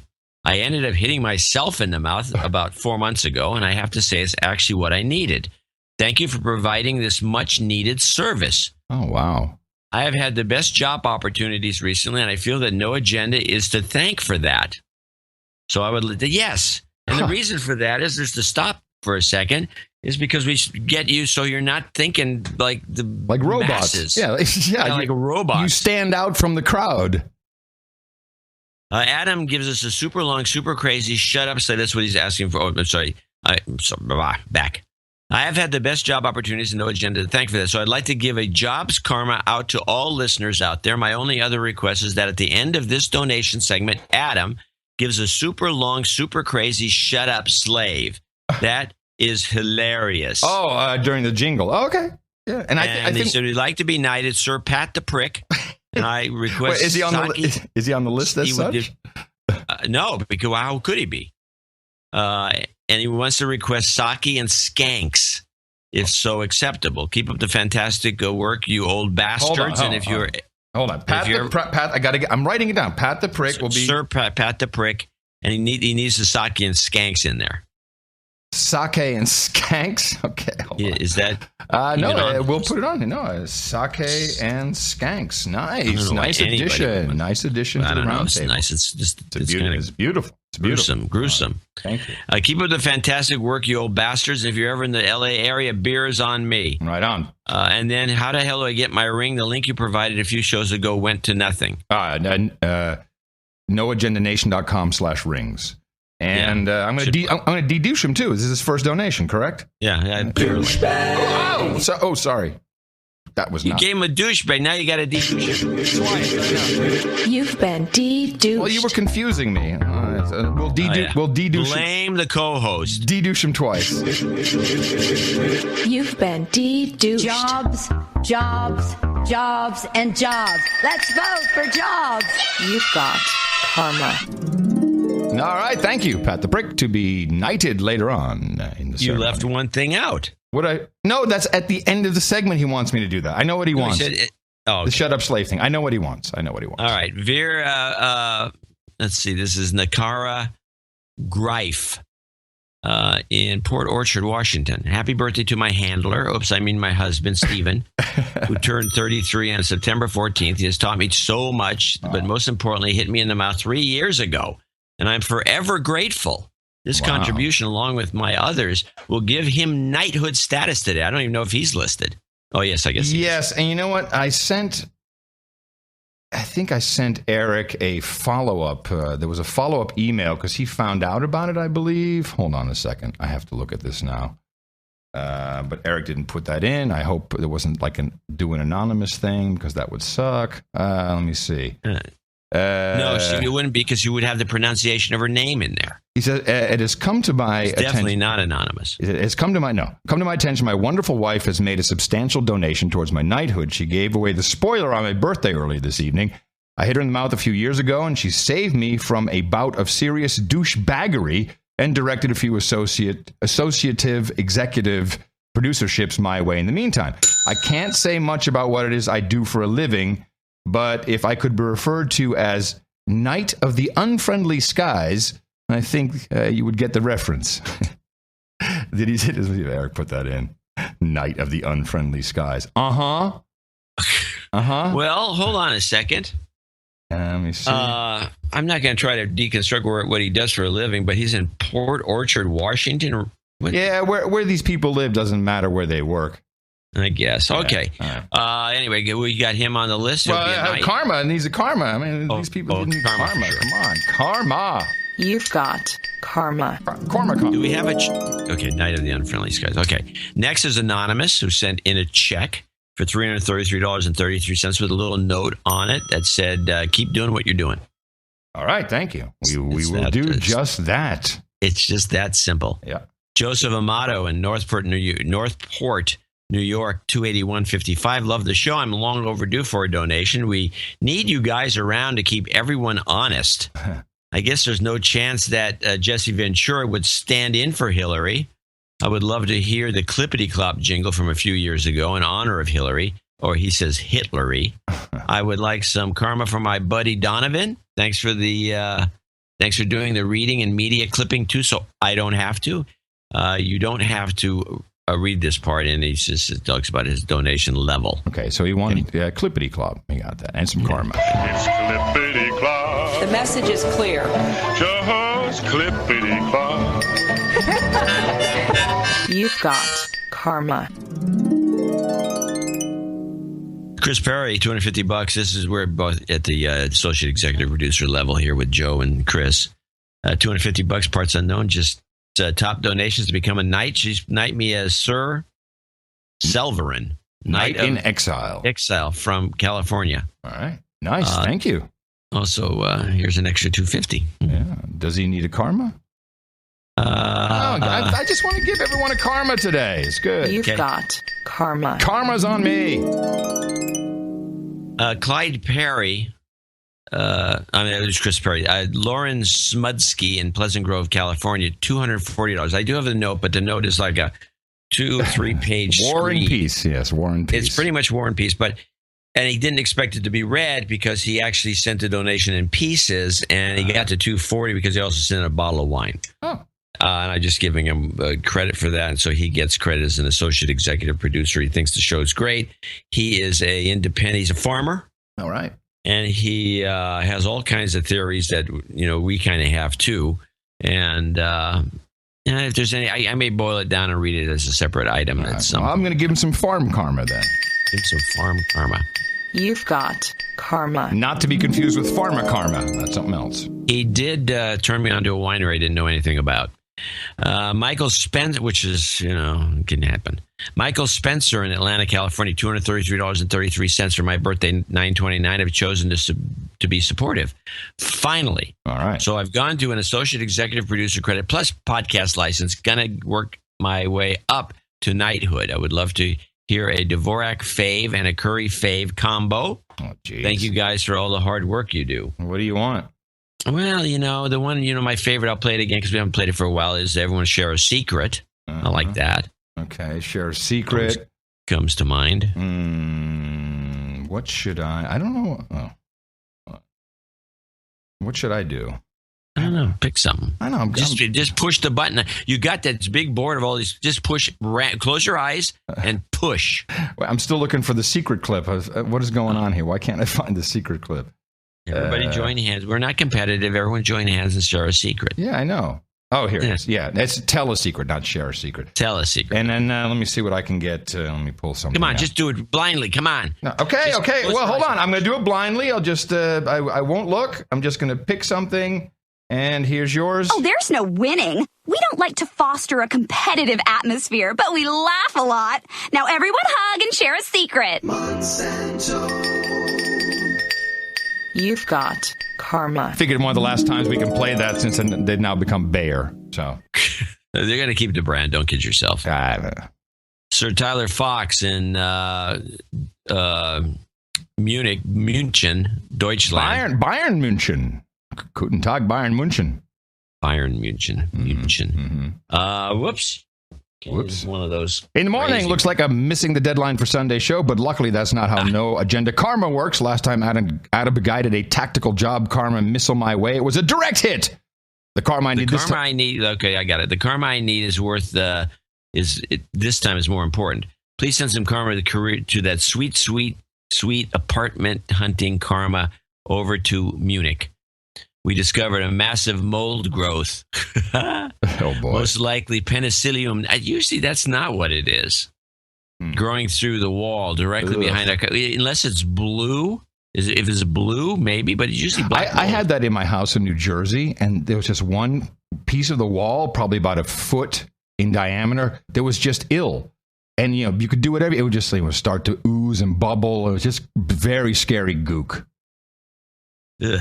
Yeah. You've been constantly sick for 3 months. Yes. Oh, yeah, and the doctors couldn't figure out why. Did you mention this? And now we know we have to get out of here ASAP, as my wife is deathly allergic to penicillin, explaining why she's been much more sick than me. We found the perfect place, which is, any of these molds will make you ill. Yeah, it's bad. Tell me about it. It's very difficult to grow penicillin on plaster. I think. I could be wrong. Somebody can send me a note telling me I'm full of it. You need some karma to help keep the looming legal battle with our current landlord from screwing up getting a new place. I've also finally figured out my barren name. Please dub me Sir Tyler Fox, Baron of the Middle Finger Erection. Bada boom. Yeah. I don't have a geography area I feel is home yet. So I can have an industry as my profession. So no, as protectorate. He wants instead of an area, he wants an industry as his protectorate. Oh, he wants the industry. Okay, I'd like to have aviation industry as my protectorate. Thank you for everything you guys do. Happy birthday to Adam, by the way. Thank you. Here is some non-mold, awesome 133 square foot karma. You've got karma for your apartment. Boom. Okay, let's see if we have any email from Whoa James Wohlmacher. Wohlmacher. Wohlmacher. Wohlmacher.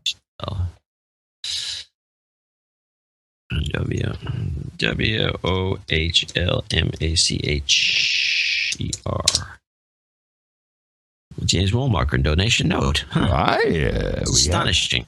Greetings, gentlemen. I'm able to afford the donation of my recent success. By the way, Wohlmacher gave us $200 for today's show of 860. To be associate executive producers in Pittston, New Jersey. I'm able to afford the donation due to my recent success playing Magic: The Gathering, the world's oldest and most popular trading card game. Okay, now I have to stop here. JC Buzzkill Jr. has a friend who is a professional Magic player. Now, I don't know anything about this. Yeah, well, join the club. Let me finish what he says. His most popular trading card game. I've long enjoyed listening to the show while traveling to Magic tournaments. This is another subsite. This is one of the many things that goes on in subcultures that we just don't know about. And after many years of practicing this hobby, finally started to pay off for me. Now I can return the value I owe from countless hours of being entertained on the road because he has to travel. Keep up the good work. Now, Magic is, I can't explain what it is. You can look it up in the Wikipedia.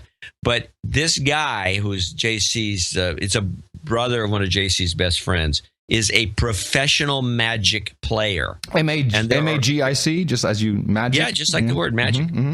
And he is apparent. It sounds to me that he's making like $500,000 to $1 million or something playing this game. Holy moly! But I got to give up. It's like some of these other games. There's these things, these subculture things, and people they have these tournaments, and people flock to them. And I have no idea. I was having to explain to me a couple of times anything about this. Oh, well, that's easy. John at Dvorak.org. Do not. Hey, I got a guy I know is a professional. He could explain it to me. I never bothered to ask. Okay. So, no, I don't want any email.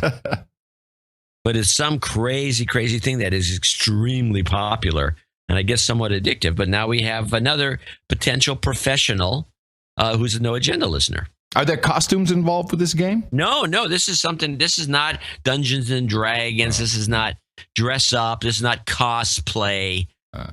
Magic the Gathering, I'm told, is what it's really called. Magic the Gathering. That's I'll have to look this up. Sounds like another fun hobby. Sounds like something you should do.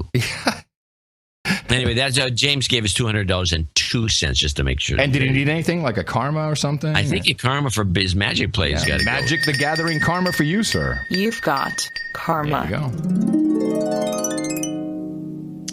All right, now we have, I don't know what to do here. This is a guy in Pearl City, Hawaii, of $200. No, that's who you just did. We're now at. No, he's 202. That's James Wohlmacher's 202 cents. Gotcha. Right. Yeah. Okay. This guy has got a special note. Jordan DeMoss. Gotcha. Okay, Jordan DeMoss. I understand. Oh, I get it. Okay, he's a 32-year-old black DJ. Rides a Harley in Amsterdam. No. He says, my real name is John Holden. I'm a 32-year-old black DJ who rides a Harley in Amsterdam. That's all. Oh, wait, one more thing. Jason David is a douchebag for not donating. Even though he's white people rich and knows he can afford it. And I can explain. This is all stuff from the Night Attack show. I revealed my original. I see. Yes, I revealed my original DJ name when I was a pirate in Amsterdam. And I had this persona. I was black. I was 32, rode a Harley. And my name was John Holden, even though I was 17, geeky, and I rode a moped. I can see you on a moped. Theater of the mind, everybody. That's theater of the mind right there for you. Yeah. Hey, this thing won't stop. I drove a moped. I used to have a couple of motorcycles, and I drove a moped once. What kind of moped? I thought it was the most dangerous vehicle I ever put my butt on. It was unbelievable. It has gutless and couldn't stop. The thing with mopeds growing up in the Netherlands, you couldn't drive until you were 18. There's no driving when you're 16. And most people flunk the driving test at least once. It's very difficult to get a car. So when you're 16, you can ride a moped. And a moped is determined by a certain amount of horsepower, but specifically, you can only have 50 cc's, or really 49.99 cc's is the size of the engine. So we would change them out for 70cc cylinders. We put huge carburetors on with big air ducts to suck it in. I mean, these things were going 100 miles an hour. It's amazing. Very dangerous. Crappy brakes. I'm amazed I'm alive. Believe me. You could have been killing that thing. I'm amazed I'm alive. Yeah. Well, you're anyway. Although now that we've admitted that you did, you were a DJ in blackface. I don't know if anyone can trust you. Well, people kept calling up saying, "Hey, can I talk to the black DJ from America?" I was like, "Okay." Were you doing a voice? No, it was just me. I was doing English. I was doing an English show. In Holland. You weren't doing some sort of a Pastor Reverend Manning thing or anything. No. It's too hard to do that voice. No, I was just me, and people. I was just me. People thought I was black. Let me give a little karma there. As deserved. You've got karma. And I want to thank everybody for all our executive producers and associate executive producers. Very good list today. Thank you. This is exactly the kind of support we need. And I like the crossover support from Night Attack. Very good. And now you're talking some independent media right here, people. Helping each other out. Doing the nasty. See, there's my black. See, there's my black. You won't get the analysis of Clinton's body double from that perspective. No way. Because he likes women's dresses. That's right. Anywhere else. That's right. I mean, you will now. Yeah. Well, hopefully we can. No. Just forget it. It's done. These are real credits. You can use them anywhere credits are accepted. Your LinkedIn profile seems to be a good place. And, of course, we'll be thanking everyone else who came in with $50 or above in our second donation segment. And we have another show coming up on Sunday. Please remember us at Dvorak.org/NA. And while you keep it a secret about the body double, please be propagating the formula. Our formula is this. We go out, we hit people in the mouth.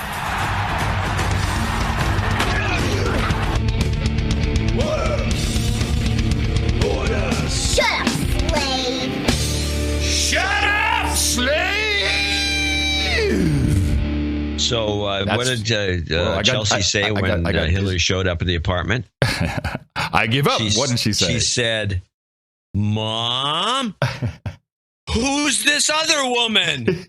I saved one clip because I didn't want it to detract from what I feel is good analysis of the body double. Now, this could be fake. It's like ambient recording. The television is far away. It's very hard to hear, hard to see. But apparently this aired on WABC TV in New York. Pennsylvania. Good evening, everyone. I'm Sandra Fulton. And I'm Joe Torres. We begin with the breaking news about Hillary Clinton's death. Oh, yeah. Could you hear it? Yeah. You got the breaking news about Hillary Clinton's death. I don't know if that's true or not. There was a couple of, apparently CNN had reported this too by accident. It was just one of these things that happened, some rumors. Right. But we should at least finish off with a couple of the conspiracy theories that came out. And but before we do that, I did want to say, when I heard that clip, the first thing I thought was to myself, hey, self, what happens if a presidential candidate withdraws or dies before the election's over? Yeah. How does that work? And the DNC just picks anybody. But wait, here's the interesting part. So I just decided to go Google that. The very same morning, the Washington Post had done a huge deconstruction of what happens, or how it works if a presidential candidate dies. CNBC, MSNBC, also, same thing. Everyone's like, oh, well, this is... Now, for that to come out on the same day as this takes place was a nice coincidence. And they were all talking about her dying? No, it's generic. What happens if a presidential candidate dies? And you're right, the DNC basically chooses a new candidate. There's some issues with constitutionality as it pertains to the Electoral College. But it is something that is, someone else is thinking about it. It's just coincidence that they put this in now. Well, they would be thinking about it because I'm sure that there was a big rumor that floated all over the place about it after that report came out. Well, there you go. Okay, so you want to you got some more stuff here to finish up. I got some more stuff. We could talk about. I wanted to talk a little bit about some of the conspiracies, but let's get rid of some of these clips. This is the one that kind of amuses me. This is Democracy Now!, and this is Amy, and let's call this Spot the Flub. Ah, yes. News from the campaign trail. Hillary Clinton says she'll release more medical records after she fell ill with what her doctor described as pneumonia and dehydration. On Sunday, Clinton was seen abruptly leaving a ceremony in Lower Manhattan commemorating the 9/11 attacks. Video showed her stumbling as Secret Service agents helped her into a van. Clinton says she's feeling much better, yet Sunday's episode has set off a wave of speculation about whether the Democratic Party may replace Clinton as the candidate. This is ABC commentator Cokie Roberts speaking with NPR Morning Edition host David Green on Monday. It's taking her off of the campaign trail, canceling her trip to California today. Yeah. Right. It has them very nervously beginning to whisper about having her step aside and finding another candidate. That is no small thing to say. I mean, is that a real thing, or is this just some nerves after a weekend of? I think it's unlikely to be a real thing, and I'm sure it's an overreaction of an already skittish party. This comes as former Democratic National Committee Chair Don Fowler says the Democratic Party should draft up a contingency plan in case it needs to identify a replacement candidate. On Monday, Fowler told Politico, quote, "I think the plan should be developed by 6 o'clock this afternoon. It's something you would be a fool not to prepare for," unquote. After the article ran, Fowler, who has backed Hillary Clinton, clarified he was only calling for a process to be drafted up, not for a replacement candidate to be named. The DNC's rules allow for the party to name the replacement candidate ahead of November's election. Okay. Before you say a single thing, even though you're mean to me and say that I'm stingy, there's no way I could not let you have clip of the day for this. Clip of the day. I have not heard this anywhere on television. I know it's your beat, but dang. Yeah. Dang. And did you catch the flub? After the article ran, Fowler, who has backed Hillary Clinton. President, I mean, they want her to be president even if it's her brain in the jar in the Oval. Yeah, it's going to be like Futurama. Yeah, that's exactly what it is. Her head will be in the formaldehyde. Yeah. Wow. Good one. No, thanks. You got more? Yeah, I'm sure you have more. Yeah, see, there's a couple of things here. Now we can go. There's also some Trump stuff. I watched the press conference with Josh, and there was a bunch of good stuff in this press conference by this one woman. I don't know who it is, but she's very aggressive, and she's obviously got a lot of seniority because they let her ask question after question after question. And I think this is the White House, press conference. The White House, Josh Earnest, yes. And so, and she's aggressive, and she keeps asking stuff over and over. She's more like Matt over at the State Department press conference. Mm-hmm. And she's a very good-looking reporter. I don't know who she works for. I could figure it out. I've seen her before. And I think Josh has a crush on her. Oh, okay. Because there's a kind of you can just see this twinkle in his eye when she's asking and him questions. He's pretty emotionless. So yes. For him to have he's got a smile on his face when he's talking to her. Wow. So there's something going on with this woman. Let's see, where do I have these clips? No, it depends on deplorable. Sorry about this. That's all right. I do have actually, before we play her, let's play this another. This was, I thought, was a what great kind of setup is that? I'm all ready for this. You're right. Don't make the director get on the horn. Okay, anything but that. Okay, where is she? This annoys me when this happens, by the way. Yeah, that's okay. Trump Foundation, Trump, Trudeau. How about guy punched an audience? No, but play that while I'm looking. Okay. Donald Trump is continuing to attack Hillary Clinton over her comments Friday, calling half of Trump's supporters, quote, a basket of deplorables. This comes as a new video has emerged of a Trump supporter punching an anti-Trump protester as the protester was being escorted out of a rally in Asheville, North Carolina. In March, one of Trump's supporters was caught on video sucker punching an anti-Trump protester at a rally in Tucson, Arizona. Donald Trump has said he'd pay the legal fees of his supporters, who also said the next time he might kill the protester. That's the story in Asheville. Yeah. This could be a setup by the Clinton people, too. Yeah. You don't know what this is all about. Okay, this is on Russia at the press conference. It's I just misnamed it and screwed it up. There it is. Oh, hold on. I'm sorry. Now I screwed it up. Okay, on Russia at the press conference. Yes, I got it. On Russia, when the president was speaking yesterday at that political rally, he spent a lot of time talking about the comparison of Donald Trump to Vladimir Putin. Is there a reason he spent an amount of time doing that, given how delicate the diplomacy is with Russia right now on this Syria deal, given that the U.S. is now agreeing to share military and intelligence with Russia? I know they're not there yet, but it came to that agreement and the president signed off on it. Doesn't he worry that that would damage the very fragile agreement? No, the president's not worried about that. I think the president's comments yesterday say a lot more about the Republican nominee than they do about the Russian president. But is there a reason he spent so much time talking about Putin? Well, again, I think the president's the comments speak for themselves. I think he thought that was a rather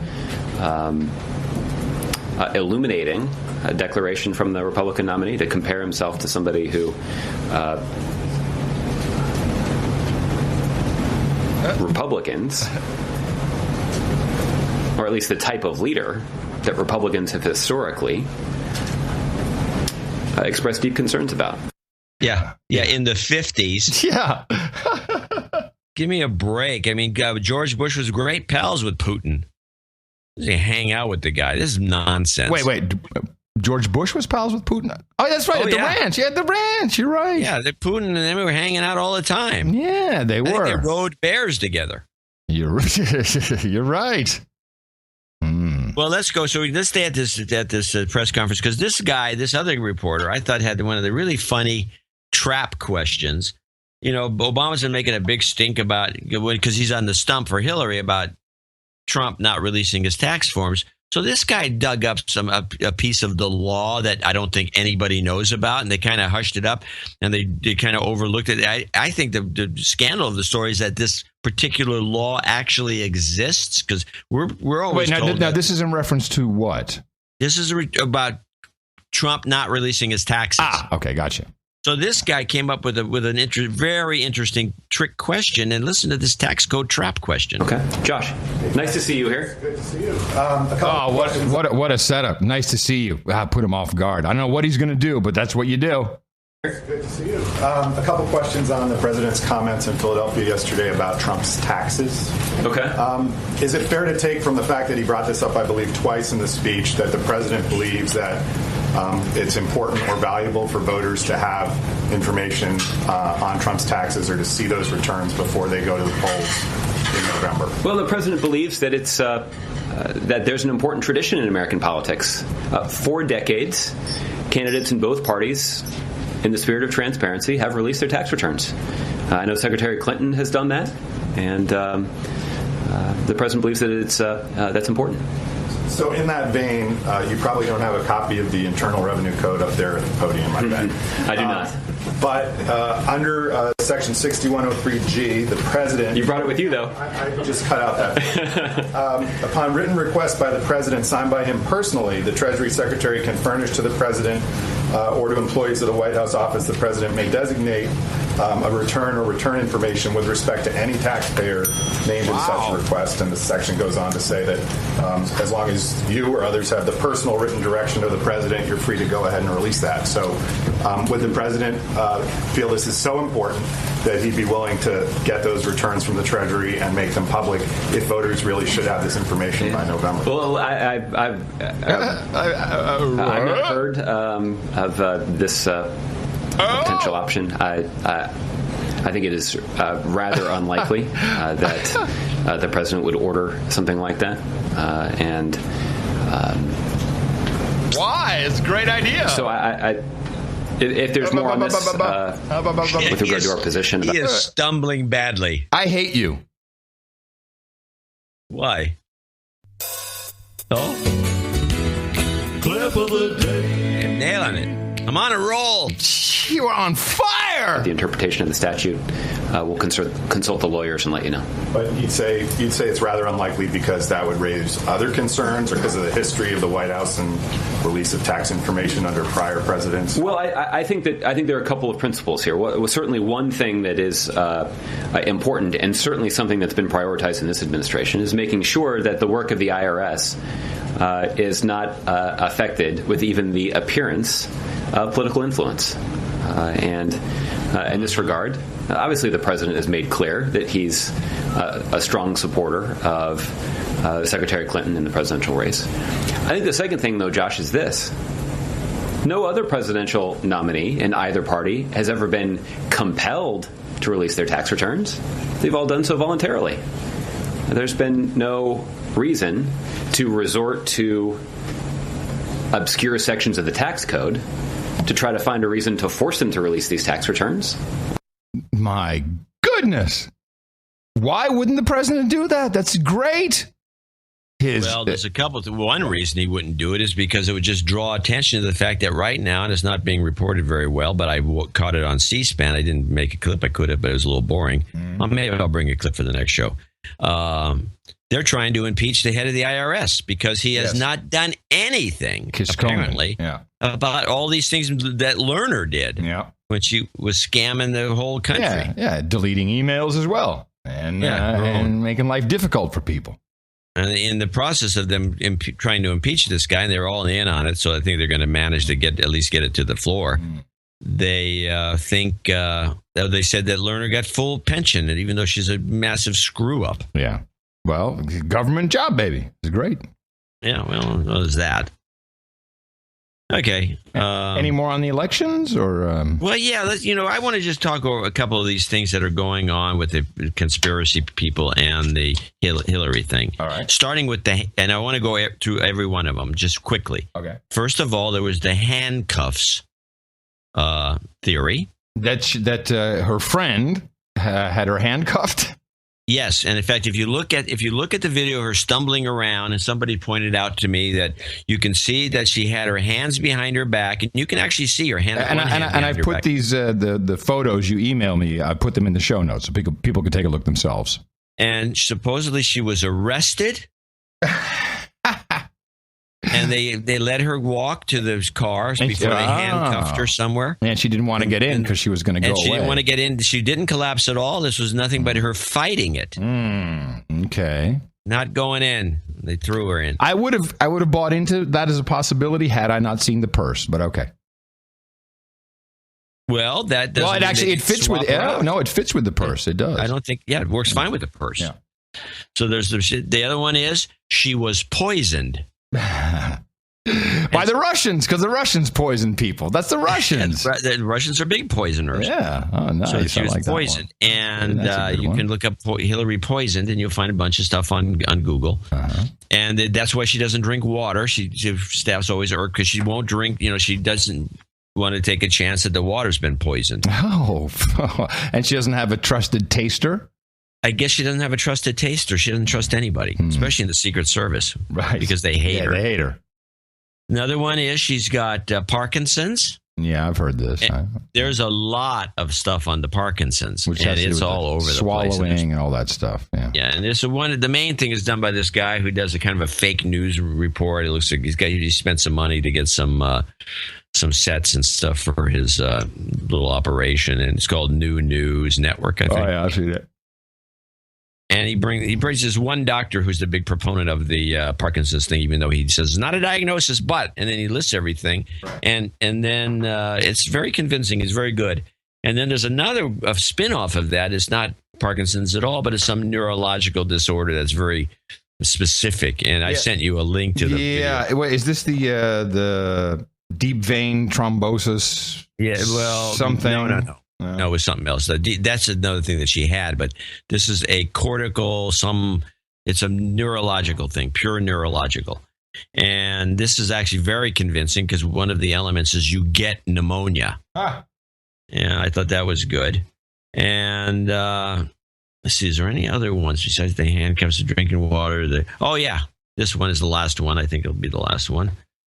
She's got either a colostomy bag. Yeah, I've heard that. Or a leg brace. Or she got a brace and a colostomy bag, or it's not a colostomy bag. It is a catheter, and the catheter drips down, and so she can pee, like you said earlier. Right. She's peeing in a bag, which is down on her leg, and it's been identified by various photos that show from different angles a lump in her pantsuit. She's always covering her legs for the reasons. Well, there's a lot of reasons, I'm supposing. Yeah. But mostly to cover up this bag of pee, which she's walking around with. Well put. I have to say that before you say, the piece of metal that fell on the ground, and I think it came out of her pants. It's not completely clear. Very bothersome. You hear the thing drop on the ground, ding, ding. Someone said, "Oh, it was the leg of one of her glasses broke and fell on the ground." No, because the body double had the glasses on when she came out, so the glasses did not break unless there's two pairs. But still, that just doesn't make sense in the story. But that was troublesome. What that was, I have no idea what that is. Well, and then that's when she kind of leaned to where that came out. She kind of leaned like she didn't have a knee or something. Maybe she has a missing knee. The brace to me made sense. I could like a Forrest Gump thing, and it broke. I don't know. It happened at the same time her knees buckled. Yeah, and then she lost a shoe. Yeah. But anyway, these are the common conspiracy theories that are floating around about her. Very good. And I would say, compared to Trump, who they just, they've done, instead of doing a number on Trump, they just call him an idiot and a clown and a moron. Douche. And a douche and a cheap bastard. They have a whole report trying to, because they were bringing up the Hillary Clinton Foundation. Yeah. They decided to go with some guy again at the Washington Post. Yeah, we're going to go after the Trump Foundation. So they're going after the Trump Foundation, and this is the beginning of, and this is on PBS. So we're talking about, and so Washington Post. By the way, PBS should stop bringing Washington Post people on their show. Yeah. Washington Post is not trustworthy. No. I was at the dinner table recently with my daughter, and I think somebody else mentioned this. They were talking about taking a class it was a history class or some class, and the teacher said you cannot use the Washington Post as a source. Oh, wow. Because it is unreliable. So here's the Washington Post guy trying to make a case against Trump, and it is so weak. I mean, yeah. What turns out, I'll explain a couple of things I left. I didn't clip the whole thing because it was long, but let's listen to the beginning of it. Is catching heat for how his foundation has functioned. I'm joined by David Farenthold of the Washington Post, who has spent the past few months digging into the Republican nominee's history of charitable donations and his lack of personal contributions to the Trump Foundation. David Farenthold, thank you for talking with us. Tell us first a little bit about the foundation. How is it set up? How is it different from other foundations? Well, it's quite a small foundation. Trump started it in 1987, and in contrast to other people who have about as much money as Trump does, it doesn't have very much money in it at all. The most money it's ever had was about $3.3 million in 2009. The money it has now is about $1 million total. So there's no paid staff. The board of it is just 4 Trumps, Donald Jr., Eric, and Ivanka, and 1 Trump organization employee. They all work for no pay. They work half an hour a week. The most unusual thing about it is not just that it's small, but whose money is in it. Donald Trump hasn't put any money into his own foundation since 2008. Instead, he's got other people to donate, and then he sort of gives their money away to people who are under the impression that they're getting Donald Trump's money. So when you say other people have put money in, what sort of people are we talking about? Well, a lot of them don't want to talk, but the biggest donation you can see in tax filings is from Vince and Linda McMahon, the WWE moguls. Trump was on WrestleMania in 2007, and in that year, in 2009, the McMahons gave a total of $5 million. Now, we know that was not Trump's payment for WrestleMania. He got paid separately. Okay, now a couple of things before I can tell you what went on after this.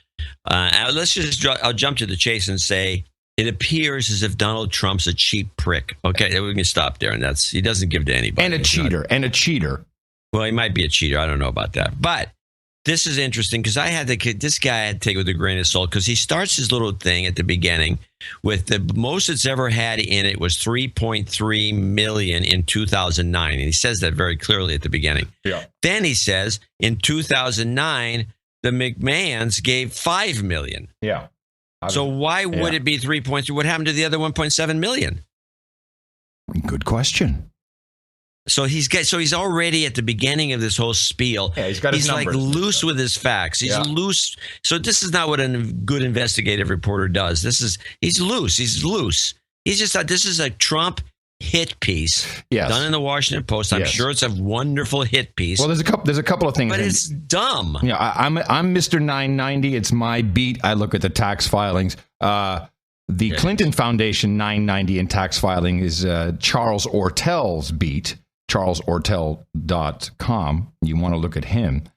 But GuideStar, which is where I look up all the 990s, they have recently, because I've looked this up previously when talking on the show, Clinton Foundation, top awards from Charity Watch and all these very small organizations, which are really one-man nonprofits, and they get about $250,000, and it's from the Clinton Foundation. So we'd have to discount those. But GuideStar, they rate the Clinton Foundation now as platinum, and they came out with an article. Tina, of course, sent this to me. She's in the nonprofit world. I saw this, and I have a comment if you don't have it. Okay, so the main thing is that because everyone's asking us about it, we have some key differences here between the Clinton Foundation and the Trump Foundation, and the main, of course, they're saying the main thing is size, whereas the Clinton Foundation has assets of $354 million compared to the Trump Foundation's $1 million. Clinton Foundation had total expenses of $91 million versus $596,000 for the Trump Foundation. The Clinton Foundation has 486 staff compared to 0 staff at the Trump Foundation. Now, one point I want to make. The idea, and this was on the white gay Hillary channel on Sirius, the white gay guy Hillary channel, Progressive 127. They're saying, this is unbelievable. Unbelievable. Trump has a foundation that collects money from other people and he gives it away like it's his. No. The Clinton Foundation does exactly the same thing. They take money from other people and give it away and take all the glory. It's the same thing. Although, of course, the Washington Post guy, as he went on, this is the point he kept pounding home. And that's where they got it from. The Washington Post guy went on about, he's collecting money from other people and giving it away and then taking credit for it. Yeah. And what is your question about the GuideStar note?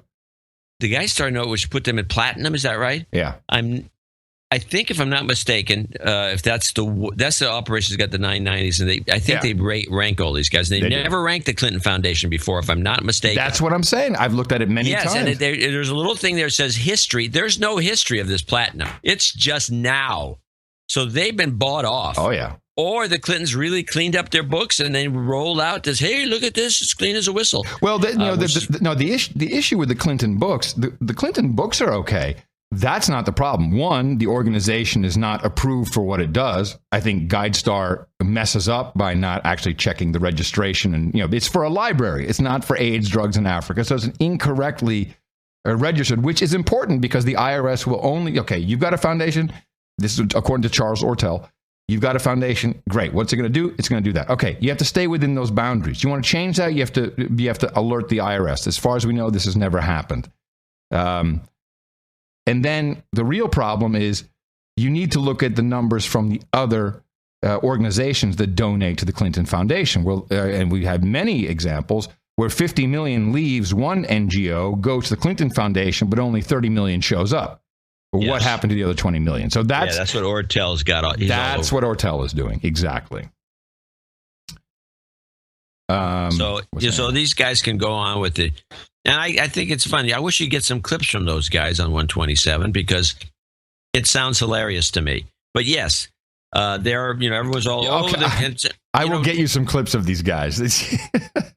Okay. Yeah, I'll do that. I would love to hear some of these. The way you I do like your description, but I would like to hear it. I have to tell you that when every time I take a shower, if it's during the day, in the afternoon, sometimes I shower in the afternoon, I'll take my little Bluetooth speaker and I'll put on the white gay guy Hillary channel, and I shower for hours. It's so much fun. I'll get that for you. Well, let's go to the story that's really irksome, and I don't see anybody mainstream covering much of it. You can get it if you look up Steubenville rape on Google, and you can find the story. I saw the CBS website has it. I didn't hear it necessarily on CBS or any place else for that. I'm sorry, for that matter, except Democracy Now! And I just think this is an out. People made such a stink over this guy at Stanford swimmer and all the rest of it, who apparently raped a unconscious woman at a party while everyone was drunk. Right. And it's all over the news. Big deal. And this guy's ruined for life. Meanwhile, this hacker who uncovered the Steubenville, Ohio rapists, who were a bunch of football players it was high school football players that was uncovered by a guy who hacked into a bunch of emails and the Facebook accounts, I guess, and revealed what was going on. And then the whole town turned against the hacker because they like their football team. They don't care about apparently a girl who was raped, 15-year-old raped, and then committed suicide because she was humiliated in a small town. We don't care if a football player cold cocks his wife in the elevator, drags her out. We don't care. Yeah, sit on the bench for a game. So here we go. A hacker in the U.S. state of Ohio is facing as much as 16 years in prison for allegedly exposing the rape of a minor by high school football players. Derek Lostata has pleaded not guilty to 4 felony counts of hacking in connection with the rape case. In 2012, he reportedly hacked the local school website and posted video online, ultimately exposing the rapists. The party took place in a small town in Ohio known as Steubenville. At this party are a list of men named in the preliminary docs below who took part in the kidnapping and rape of a 15-year-old girl. This video is to document the proof for the masses. The town of Steubenville has been good at keeping this quiet and their star football team protected. According to the indictment, Lostata is facing 3 counts of unauthorized access to a computer affecting interstate communication and 1 count of making a false statement to the FBI. His revelations allegedly showed the rapists sharing posts on social media, joking about the rape victim and referring to her as the dead girl. 2 students were convicted and imprisoned for up to 2 years, but have since been released for good behavior. Now, Lostata's attorney told us what makes hacking so much worse than rape in the eyes of the law. The government is obsessed with controlling information and having total control over information over its citizens. And anything that they view as a threat to that control of the information, which hackers, of course, are, because hackers seek to set information free. Whatever you think about the information that they're setting free and how they're doing it, that's one of the main modalities of hackers. That's a threat to the government's control over information, and the government seeks to punish that very, very harshly. George, I'm sorry, I said Democracy Now! Perhaps, but that's RT. Mm-hmm. Would love to give us the needle. I just thought this was one of the most disgusting situations. Well, this is what's really bad. Right, this was really bad about it. So you have these football players. They've done this. We got the guy who cold cocked his wife, girlfriend, dragged her out. And I was like, whatever. But guy kneels for the national anthem. Everyone loses their shit. Unbelievable. We have a sad, sad public. Well, this is hold on. I have one tie in here. This is a clip sent to me by one of our producers, Genonymous. And it took me a while to figure out why he thought it was an important clip. This is on ESPN, which I didn't get that clip. Megan Rapone, she's a soccer player, and she is she the on the women U.S. team, I presume. I think she was one of the stars. Yes, and now she has also decided she is going to kneel before the flag, which what it originally was, but of course now it's the national anthem. But she brings us back to the First Amendment issue in a very interesting way. Are you ready for the backlash if it comes? Yeah, I am. I feel like what I'm doing is right. Do we want to live in a country where someone exercises their First Amendment right, whether you agree with it or not, or you think it's offensive or not, that they're called the N-word, the C-word, a bitch, anti-American, whatever? Is that the kind of discourse that we want to have? Is that the kind of conversation that we want to have? So she says something very interesting. So he says, are you worried about the backlash? She says, no, I'm not. Do you want people exercising their First Amendment right, calling me the N-word, the C-word, bitch? It kind of sounds like she's saying that should not be protected speech. That she's on the right path by kneeling, but everyone who exercises their right to free speech and calls you a name, as long as it's not slanderous, they should shut up, and that can't happen. It's very odd. I think, this is a missing the point moment. If you want to express free speech by not standing for the national anthem, and by the way, I did get a letter. I don't have it in front of me. I should probably put it in the binder. I need to get. I'm working with a binder. I think this is the setup to hate speech is not free speech or something like that. Well, I got it. This is an aside. Okay. Guy sent a note. Said he's lawyer. He said, don't use my name. I'm a lawyer. And it's his lawyer sent him a note. He asked his lawyers a question. The lawyer sent him a note back. He forwarded me the note from the lawyer. That code, the U.S. code that you were discussing, where you have to, those are all suggestions, and it's not written. It's not codified in a way that is required. Say that again. Say that again. The point, the law that you cited that has you're supposed to stand and put your hand. Yes. U.S. code. It's written as a suggestion. Yes. If you read it carefully, you don't have to do anything. Well, the U.S. code in that case is, if you read it carefully, no, it says what you should do. But U.S. code in general, there's no fines or punishment if you don't do it. Yeah. So I think we pretty much got that one. Yeah, I think we beat that to death. But I think there's the moment where you think it's okay to kneel and not pay any attention to the flag. And again, my feelings about these militaristic kinds of things at a sporting event, right? Commercial sporting event, yeah. As opposed to the Olympics. If you're going to do that, and if somebody calls you certain, dirty names, they got the same right that you have. I mean, it's just I think you're right. And this woman's expressing that, which is that hate speech. Hate speech. Can't call me a whatever I am, a C word. Yeah. That's what she said. See you next Tuesday. But yeah, okay. You got anything else? I'd like to move to a new topic. Well, I got a money topic if you want to move to that topic, if you know what I mean. No, I'd like to... okay, well, I do have a money topic. Just cue me when you're ready. Money topic coming soon. We're going to go long today, man. I got to tell you right now. No, I don't want to go long. Well, geez. Okay. We still have a donation segment. I can't help it. Okay. Snowden. This is one of your favorites. The ACLU, the American Civil Liberties Union, who is a very odd organization, in my opinion. They have come out with a new campaign. We believe this is precisely the time for the U.S. president to act. President Obama is in his final months of his presidency. Presidents normally take some of the most difficult actions of their 8 years in office in the final months. Ed's case has affected the rights of millions of Americans and hundreds of millions of people across the globe. And so it's the public pressure on the president to help him see that the acts of Ed's whistleblowing merit a presidential pardon, that we think, and why we advise Ed that this was the perfect time for launching a presidential pardon campaign. Okay, so it's the pardonsnowden.org, a presidential pardon campaign to pardon Ed Snowden. Ed Snowden was at the event, although, of course, he wasn't at the event. He was on video, which I have a little clip from. And he not only is the nose guard still missing from his glasses, which he only seems to wear for U.S. appearances, not when he's just hanging out, roaming around in Russia, but they're askew. I mean, it's literally crooked on his head.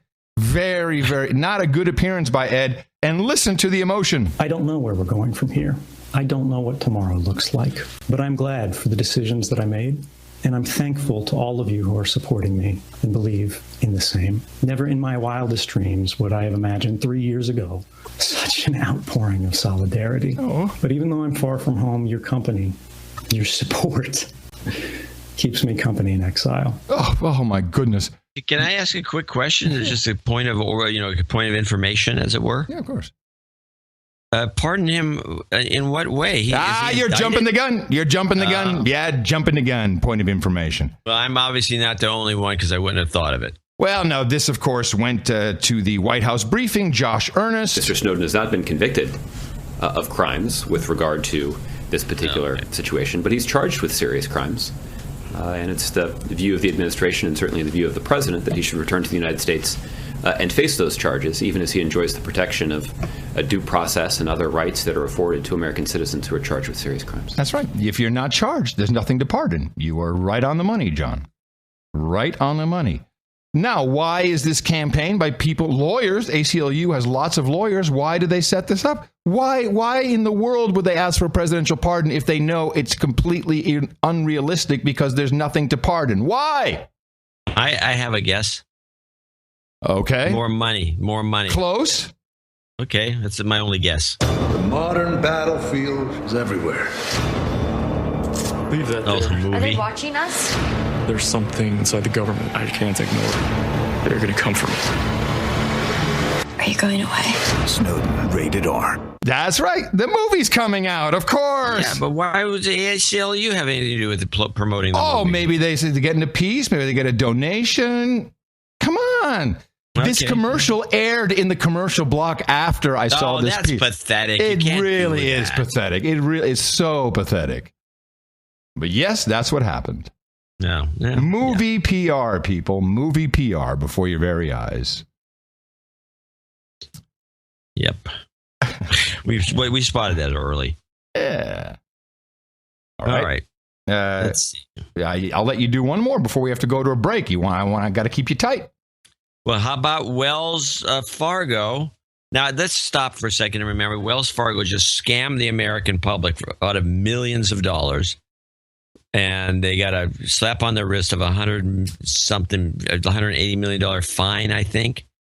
Compare the fine to the bonus they gave this woman. And by the way, she's like a Sheryl Sandberg lean-in woman who was behind the scam.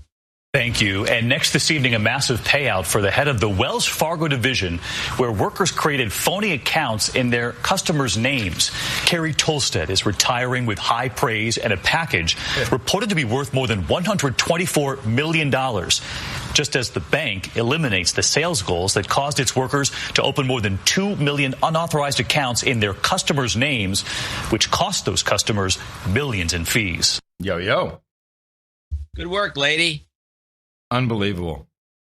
Where's the racketeering charge? Yeah, well, this, of course, is Pocahontas' outfit that levied the fine. But where's the arrests?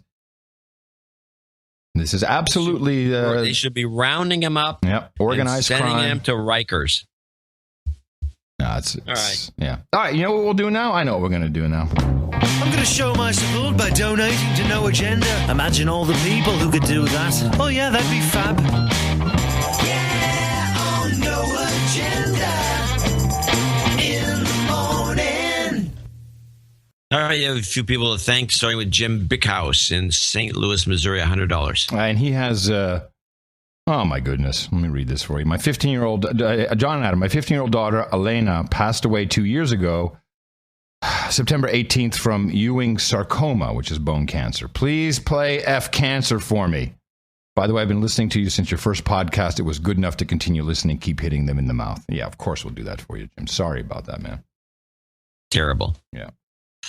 And you're going to put that at the end? Yeah, of course. F Cancer. Well, I just wouldn't know if you're going to play it now or put it at the end. That was the question. I'm going to play it for him now. I'm going to play it for him now and give him a karma. This guy deserves it.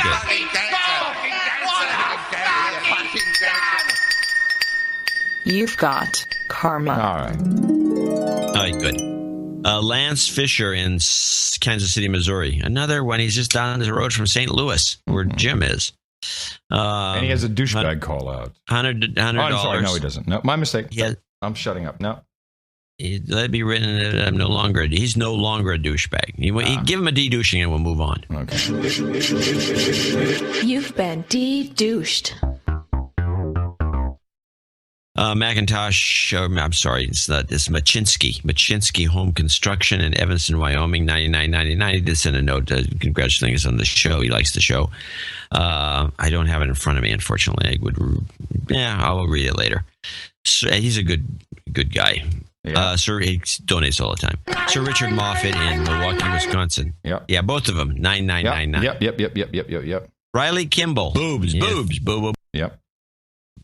Boobs. He's the only one who seems to have found the boobs. What was it? What was the link? I missed it. It was the train. Oh, yeah. Why would I click on a train? Riley Kimball. Well, there's a boob who drove it off the tracks into the. I got you. I should have known. Riley's in with the 8. Should have known. 8008. Neil Chapman in Exeter, Devon, Great Britain, UK. 7373. What's his? He's Mike 1 Delta Tango Charlie. Yeah. Oh, nice call. 73s Kilo 5 Alpha Charlie. Ditto.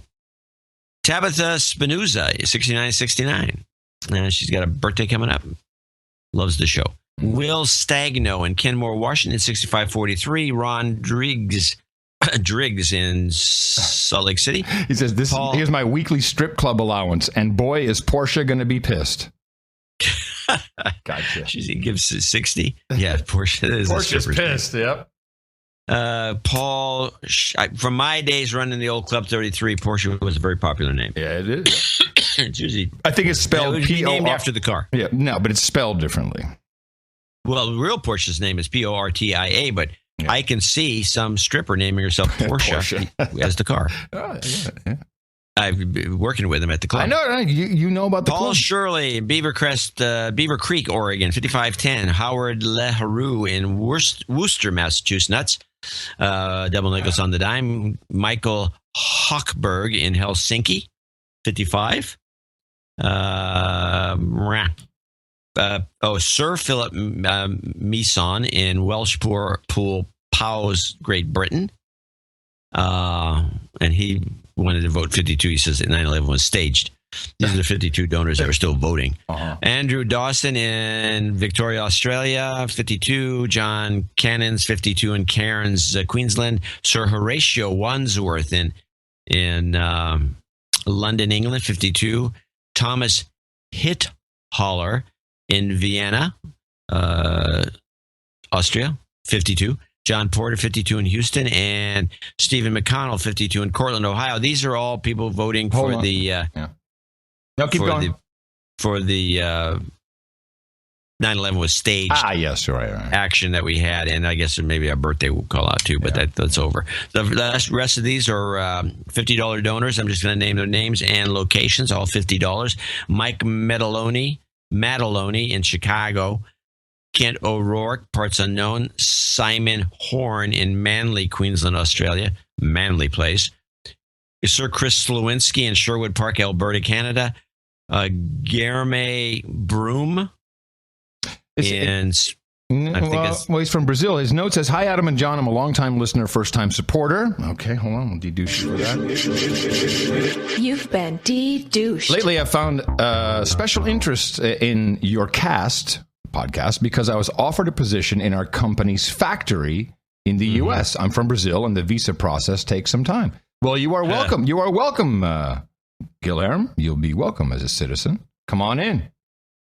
Yeah, well, the Brazilians and the Americans have had a beef forever, and I don't know why, but it's been going on. No one from either consulate can explain this to me because I've tried to get to the bottom of it. So he's actually this got cut off his note. I know what's going on. He's having a miserable time just getting into the United States because I guess if all the countries in the world filled with terrorists, Brazil's not one of them. That's interesting. I didn't know this. Yes, this has been going on. And would you want to get a thing to go to Brazil? Because it's like, well, you did that to us, we're going to do that to you. They make it miserable for you because we're making it miserable. We started it. Yeah, I want him to send me an email with the full story, adam@curry.com. Yeah, he'll appreciate that. I'd like to know about that. It's terrible. So if you're going to go to Brazil, you have to take a month to just get a visa. Really? Not to mention a working visa. Yeah, it takes a long time. And you need a visa to go to Brazil? I didn't know that. Yes. Why is that even true? Why do you need a visa to go to Brazil? They're not in the visa waiver program either. Then I guess. Oh man. No, it's ridiculous. Okay, listen. Anyway, it's just something to fix. The Brazilians. Our producers will tell us what's going on. That's Mike Westerfield, Sir Mike, parts unknown, $50. Brandon Savoy, 50. Dame Patricia Worthington in Miami, 50. Aaron Held in Philadelphia, 50. John Holler in Missoula, Montana. Christopher Brandt in Volga, South Dakota, interesting town. Bill Hudek in Timonium, Maryland. And last but not least, Dame Melody Mann in Ringo, Louisiana. Those are all $50 donors. I want to thank all those folks and everyone that donated lesser amounts for helping us out with show 860. And a quick request from one of our knights, Sir Rory Stone, and we always break for knights, as you know. This is very important. And let's see, he says, lost my dude named Ben job, and I'm in need of job karma. Episode 1 listener, long-time knight. Going to listen live tomorrow. Would brighten my low spirits to hear the jingle of the bells. Jobs, jobs, jobs, and jobs. Let's vote for jobs. You've got karma. And there you go. Remind everybody, another show coming up on Sunday. Dvorak.org/NA.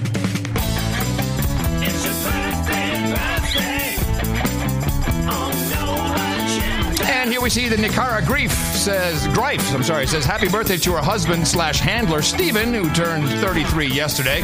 Michael Spencer celebrates on the 29th. Get in there nice and early. And Tabitha Spinoza says, happy birthday to her husband, Joe, celebrating today. We could not be happier. Happy birthday to you from all your buddies here at the best podcast in the universe. It's your birthday, yeah. Bam. All right.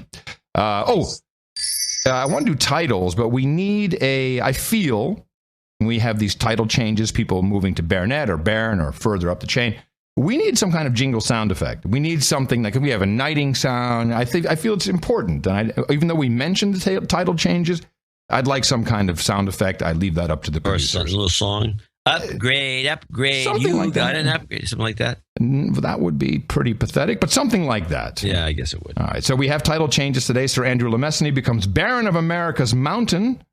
And he claims El Paso and Teller counties in Colorado as his protectorate. That seems to be okay. Sir Tyler Fox becomes Baron of the Middle Finger Erection, and he wanted the industry, right? Which industry did he want again? So you went in industry. I forgot what it was. I have to go back. Let me go look. Yeah, I feel kind of bad that we already forgot the industry he wanted to be a part Sure, it wasn't Pete the Prick that wanted the industry? No, I don't think so. Or Pat the Prick. It's Pete the Prick. Here it is. No, I guess no. Karma. No, it's just he wants to be Sir Tyler, Baron of the Middle Finger Erection. Okay. I forget what that was. We'll figure it out. We can always fix these later. Okay. Good. Well, in that Somebody case, wanted a protectorate. We're on to the Blade. Present arms. Here you go. Yeah, 73s. 73. Hey, we got a nice list today. Come on up. Stephen Greif, step up, mighty good sir. Chris Perry, please join us here on the podium. And Pat the Prick, all of you here by the lectern, I'd like you to kneel because you have all entered the exclusive club known as the Round Table of the No Agenda Knights and Dames, and we're very happy to bring you in. And I therefore pronunciate thee, Sir Stephen, Knight of the Unfriendly Skies. Sir Selvarin, Knight in Exile from California, and Pat the Prick, Sir Pat the Prick. For you guys, we got hookers and blow rent boys and Chardonnay. Most importantly, we have sake and skanks. And mutton and meat, of course. Wow, ran out of time almost there in the ceremony. Head on over to noagendanation.com/rings and give Eric the Shill yo information. I'd like to go to the Euroland for a moment as we power through the last few minutes of the show. That needs to be cut to music too, by the way. Claude Juncker the Drunker. Euro Commission president, big man on campus, the drunk. Yeah, he's not really the top guy. No, but he's drunk, and that's why he's funny. I mean, there's a bunch of different guys, but yeah. Well, you're about to hear a clip of him in German, but of course it's translated.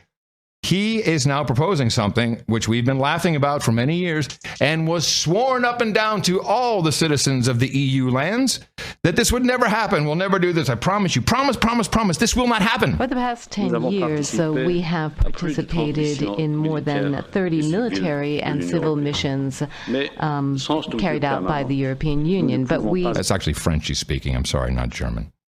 European Union, but we don't have a permanent structure, and without that, we're not able to work efficiently. We must have a European headquarters. Yeah. All right. What? Nous devons également nous orienter. And so we hold on, it's coming. should work towards a common military force, and this should be in complement with NATO. More European defense in Europe doesn't mean less transatlantic solidarity. From an economic point of view, bringing together our military resources could be clearly justified. We can use cooperation, and that is something which is very useful, because the lack of cooperation is something which is costing the European Union 20 to 100 billion a year. So we must do something in this area. Yes! There you go. EU military. They promised it would never happen, not going to take place. We're not going to withdraw from NATO, but we need our own headquarters. We need our own military. They got to spend more money. Yeah, but we saw this coming down Broadway. Unconscionable. Liars. I think I want to educate the public a little bit here. Wait, can I do one more Euroland thing, or is this also a Euroland thing you got? This is a Euroland thing. I just want to express. This is the EU presidents. I want to list them. I want to tell you what they do. Alrighty. There's 4 of them. Mm-hmm. There's the president of the European Parliament. There's the president of the European Council. There's the president of the European Commission. And there's the presidency of the Council of the EU. Which has nothing to... The Council of the EU, I think, is not even a government organization. I don't know what it is, but there's nobody. It's a lobbying organization. Yeah. European Parliament president is Martin Schulz. Yep. He's essentially a do-nothing who just presides over the do-nothing parliament. Well, it's the Germans keeping tabs on everything. And the European Council president is Donald Tusk. The Polish guy. And he doesn't do anything either. He sings. And then the European Commission president, who is Jean-Claude Juncker, is the guy who oversees the commission. That's the group, the commission, which is a bunch of paid bureaucrats that make all the laws and do all the stuff with nobody having any input whatsoever. Well, unless it's a yellow or red card, then they can send something back from Parliament and say, oh, red card, change that. That's not okay. Yeah, and so that's useless. And so there's the president of the Council of the EU, and the Council of the EU, where national ministers discuss EU legislation, doesn't have anybody. Permanently, it's led by a country holding the council presidency. So this would be Jean-Claude Juncker. No, the council, he's the commission. So it'd be the guy who's, it'd be Donald Tusk. Right. And they're only in for 6 months. So there you go. Just so you know that this is a confused bureaucracy. It's ridiculous. You're back. Yes. Report from Euronews. Actually, I did a podcast yesterday. I was interviewed about Dutch radio, and because it was a podcast, I decided to do it. And he started off by mentioning the guy. I know the guy very well. Worked with him. He says, it's 30 degrees here, centigrade. So that's very warm for Europe. 30 degrees. In fact, most people are very happy. Well, 30 degrees is great. We're loving it. Much of Northern Europe has been sizzling in unseasonably high temperatures, sending people scurrying into parks and onto the beach. In the UK, the Met Office recorded the warmest September day since 1911, with the mercury rising to over 34 degrees Celsius. Notice they couldn't say warmest year on record ever, but 1911. In the south. Not to be outdone, in Brussels, people also sought ways to cool off. September is not usually a hot month, but some northern regions are experiencing temperatures around 9 to 12 degrees above normal. In the Netherlands, as the experts were warning people to slap on the sun cream and to drink lots of water, for the children it was playtime. And it was the same story in Berlin. Worldwide, this year is set to be the hottest since records began in the 19th century. According to the experts, it's due to a build-up of man-made greenhouse gases and an El Nino event that has warmed the Pacific Ocean. There it is. Thank goodness. Thank goodness. Nino? El Nino. Good work. The science is in. Science. Okay. I did want to mention one more thing. Two things, actually. Sad day. Crazy Eddie died. We were just talking about I thought it. he already died. No, he's dead at 68. Maybe not. Okay. Yeah. I thought he already died, but yeah. Dead at 68. We were just talking about him. Yeah, we were talking about him recently. You don't want us talking about you. That's not good. And the only other thing I wanted to say is, this came out in an Austin newspaper yesterday. The secret Apple campus. Now, I believe I told you, I don't know if it was on the show or after the show, that Samsung has decided Austin is the place for their big new fab, for their chip fab, which is great. We have Amazon here, but now it turns out. So I thought that what I understood was Apple had their customer service here, and they also, I think they were building the Mac Pro, which was the dustbin, the round receptacle. Which is that even on the market anymore? Can you still buy that thing? Or did it went the way of the Cube? Of course. I had the Cube. I like the Cube. The Cube I liked. I thought it was light, but it had a hairline cracks, and it had some power issues too. Yeah, Apple has now 6,000 employees in Austin. Wow, 6,000. Be careful what you say. Their campus, 216,000 square feet, and a lot of these people are the chip design team, which makes sense because the fab is right here in Austin. I did not know. It also makes sense because that area happens to have an infrastructure milieu for chip design. They had Texas Instruments there for a long time. We got Silicon Labs, and they used to have Motorola down there, and they were a lot of chip makers. In fact, one of my good friends. I think Cyrix was another one that was in the Austin area. Well, Silicon Labs is a big one here, and they're prominently placed in downtown Austin with salt and pepper buildings, really beautiful. It's right behind mine, actually. The one of their buildings. You will get a pass to get in there. I'm sure they serve free lunch. No, it's better than that. My friend Charlie, producer of the show, who took me flying when I first moved to Austin, Charlie Thompson, he's a retired chip designer. So we can go in any time. He knows everybody there. Oh, just go in and get something to eat. Okay. Hey, Charlie, man, get me in so we get something to eat. He's going to go, what is wrong with you? No, he's not. All right. The chip designer is always looking for free food. I have a four clip finale. Okay. Wow. So first of all, it starts off with Netanyahu making just crazy accusations that were very entertaining. And so this is the No Jews clip. The Palestinian leadership actually demands a Palestinian state with one precondition: no Jews. There's a phrase for that. It's called ethnic cleansing. Whoa. And this demand is outrageous. It's even more outrageous that the world doesn't find this outrageous. Well, I don't know if just no Jews means ethnic cleansing, but no, not quite. I mean, so somebody at the State Department press conference got into the face of Trudeau about this to get her to You mean Elizabeth Kennedy Trudeau? Yeah, that one. She is no good. She should not be doing this job. Oh, she's a little mouse. She's just no good. She had no personality. She's terrible. But here's what she had to say about that. We obviously strongly disagree with the characterization that those who oppose settlement activity or view it as an obstacle to peace are somehow calling for ethnic cleansing of Jews from the West Bank.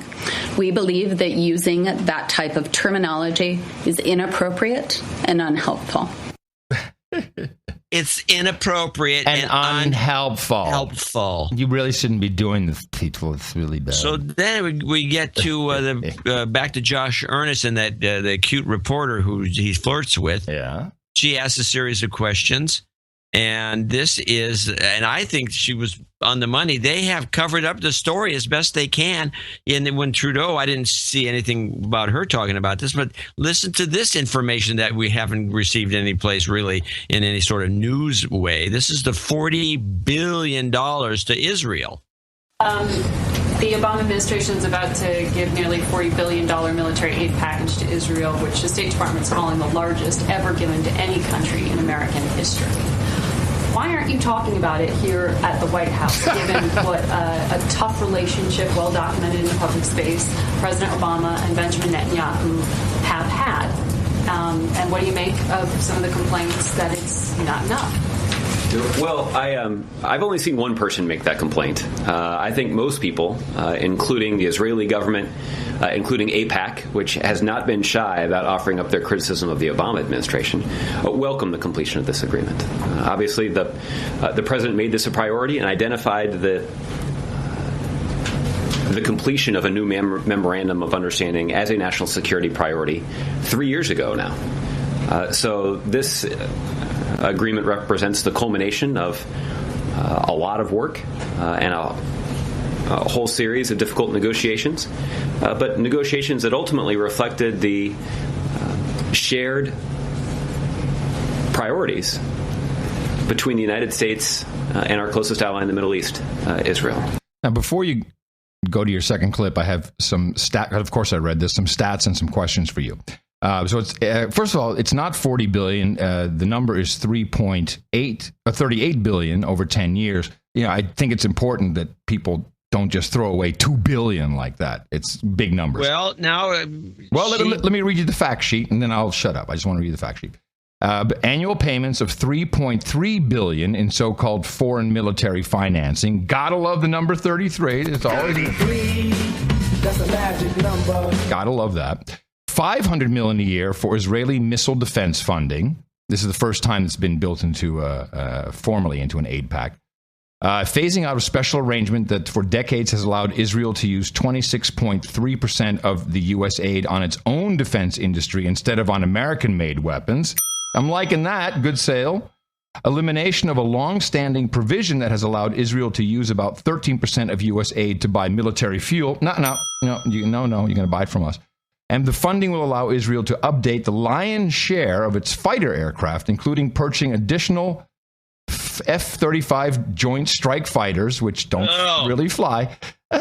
Israel is scheduled to receive 33. That's a magic. F-35 aircraft, the first two of which will be delivered in December. Yeah, they're going to deliver them via crate because they're not going to have to bring them over now by ship. So here's my question for you. They won't fly them. Doesn't Congress have to approve this money?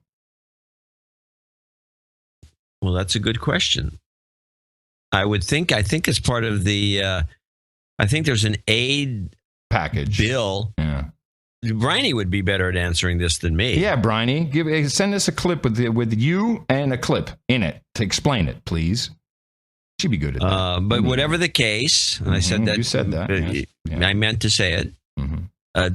That 38, I think, is 40 because there was in the second part of the clip that this is mentioned because they're starting to do this now more and more. I find it annoying because the woman is going on, but how come you guys didn't make a bigger deal of this? You're not even talking about it.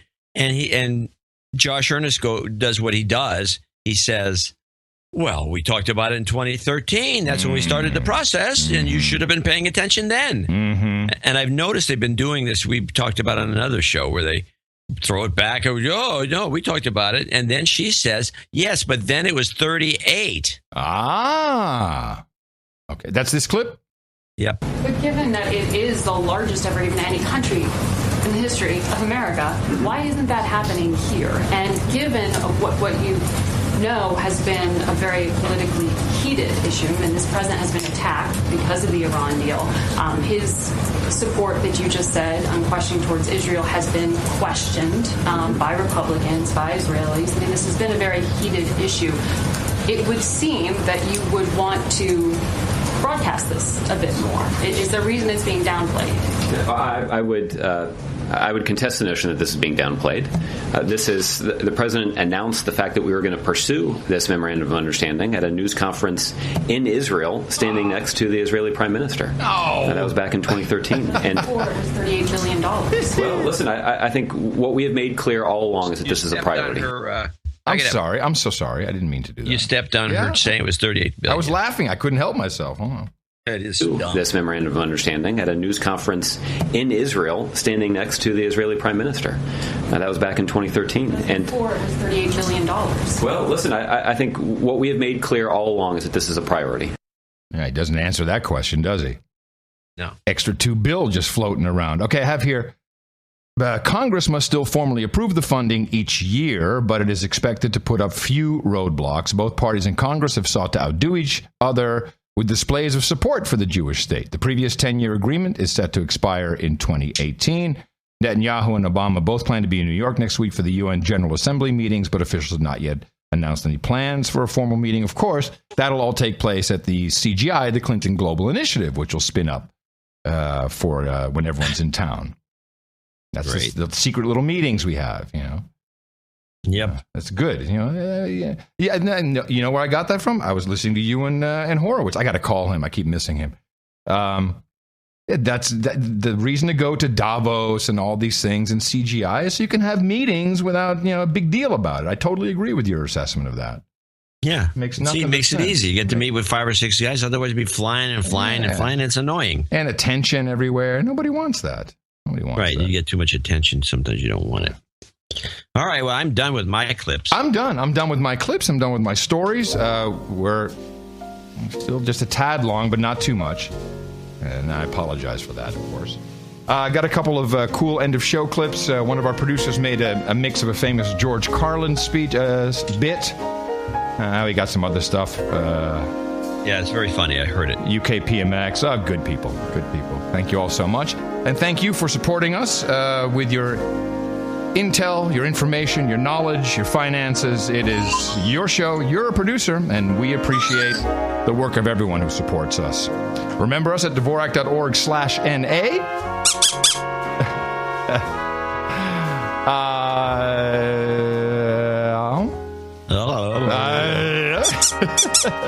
That's where I am.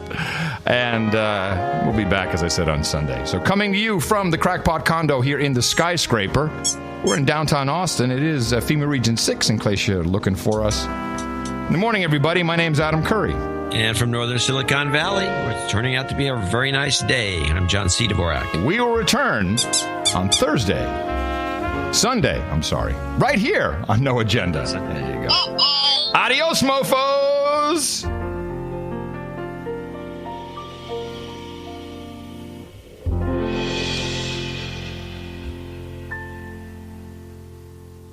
Let's go to Cleveland.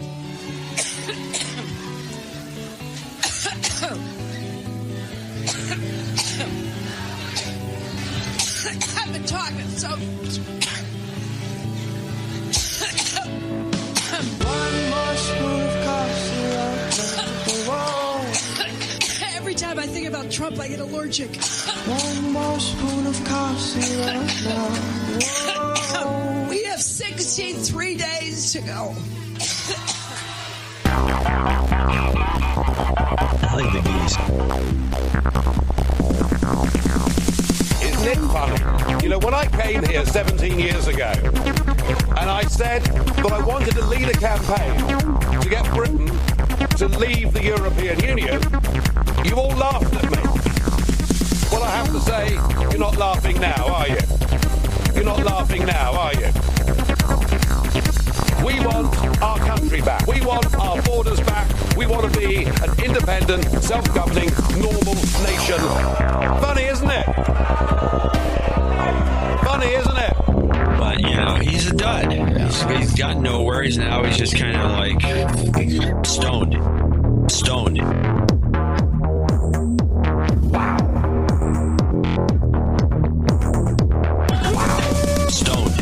What would you do if you were elected?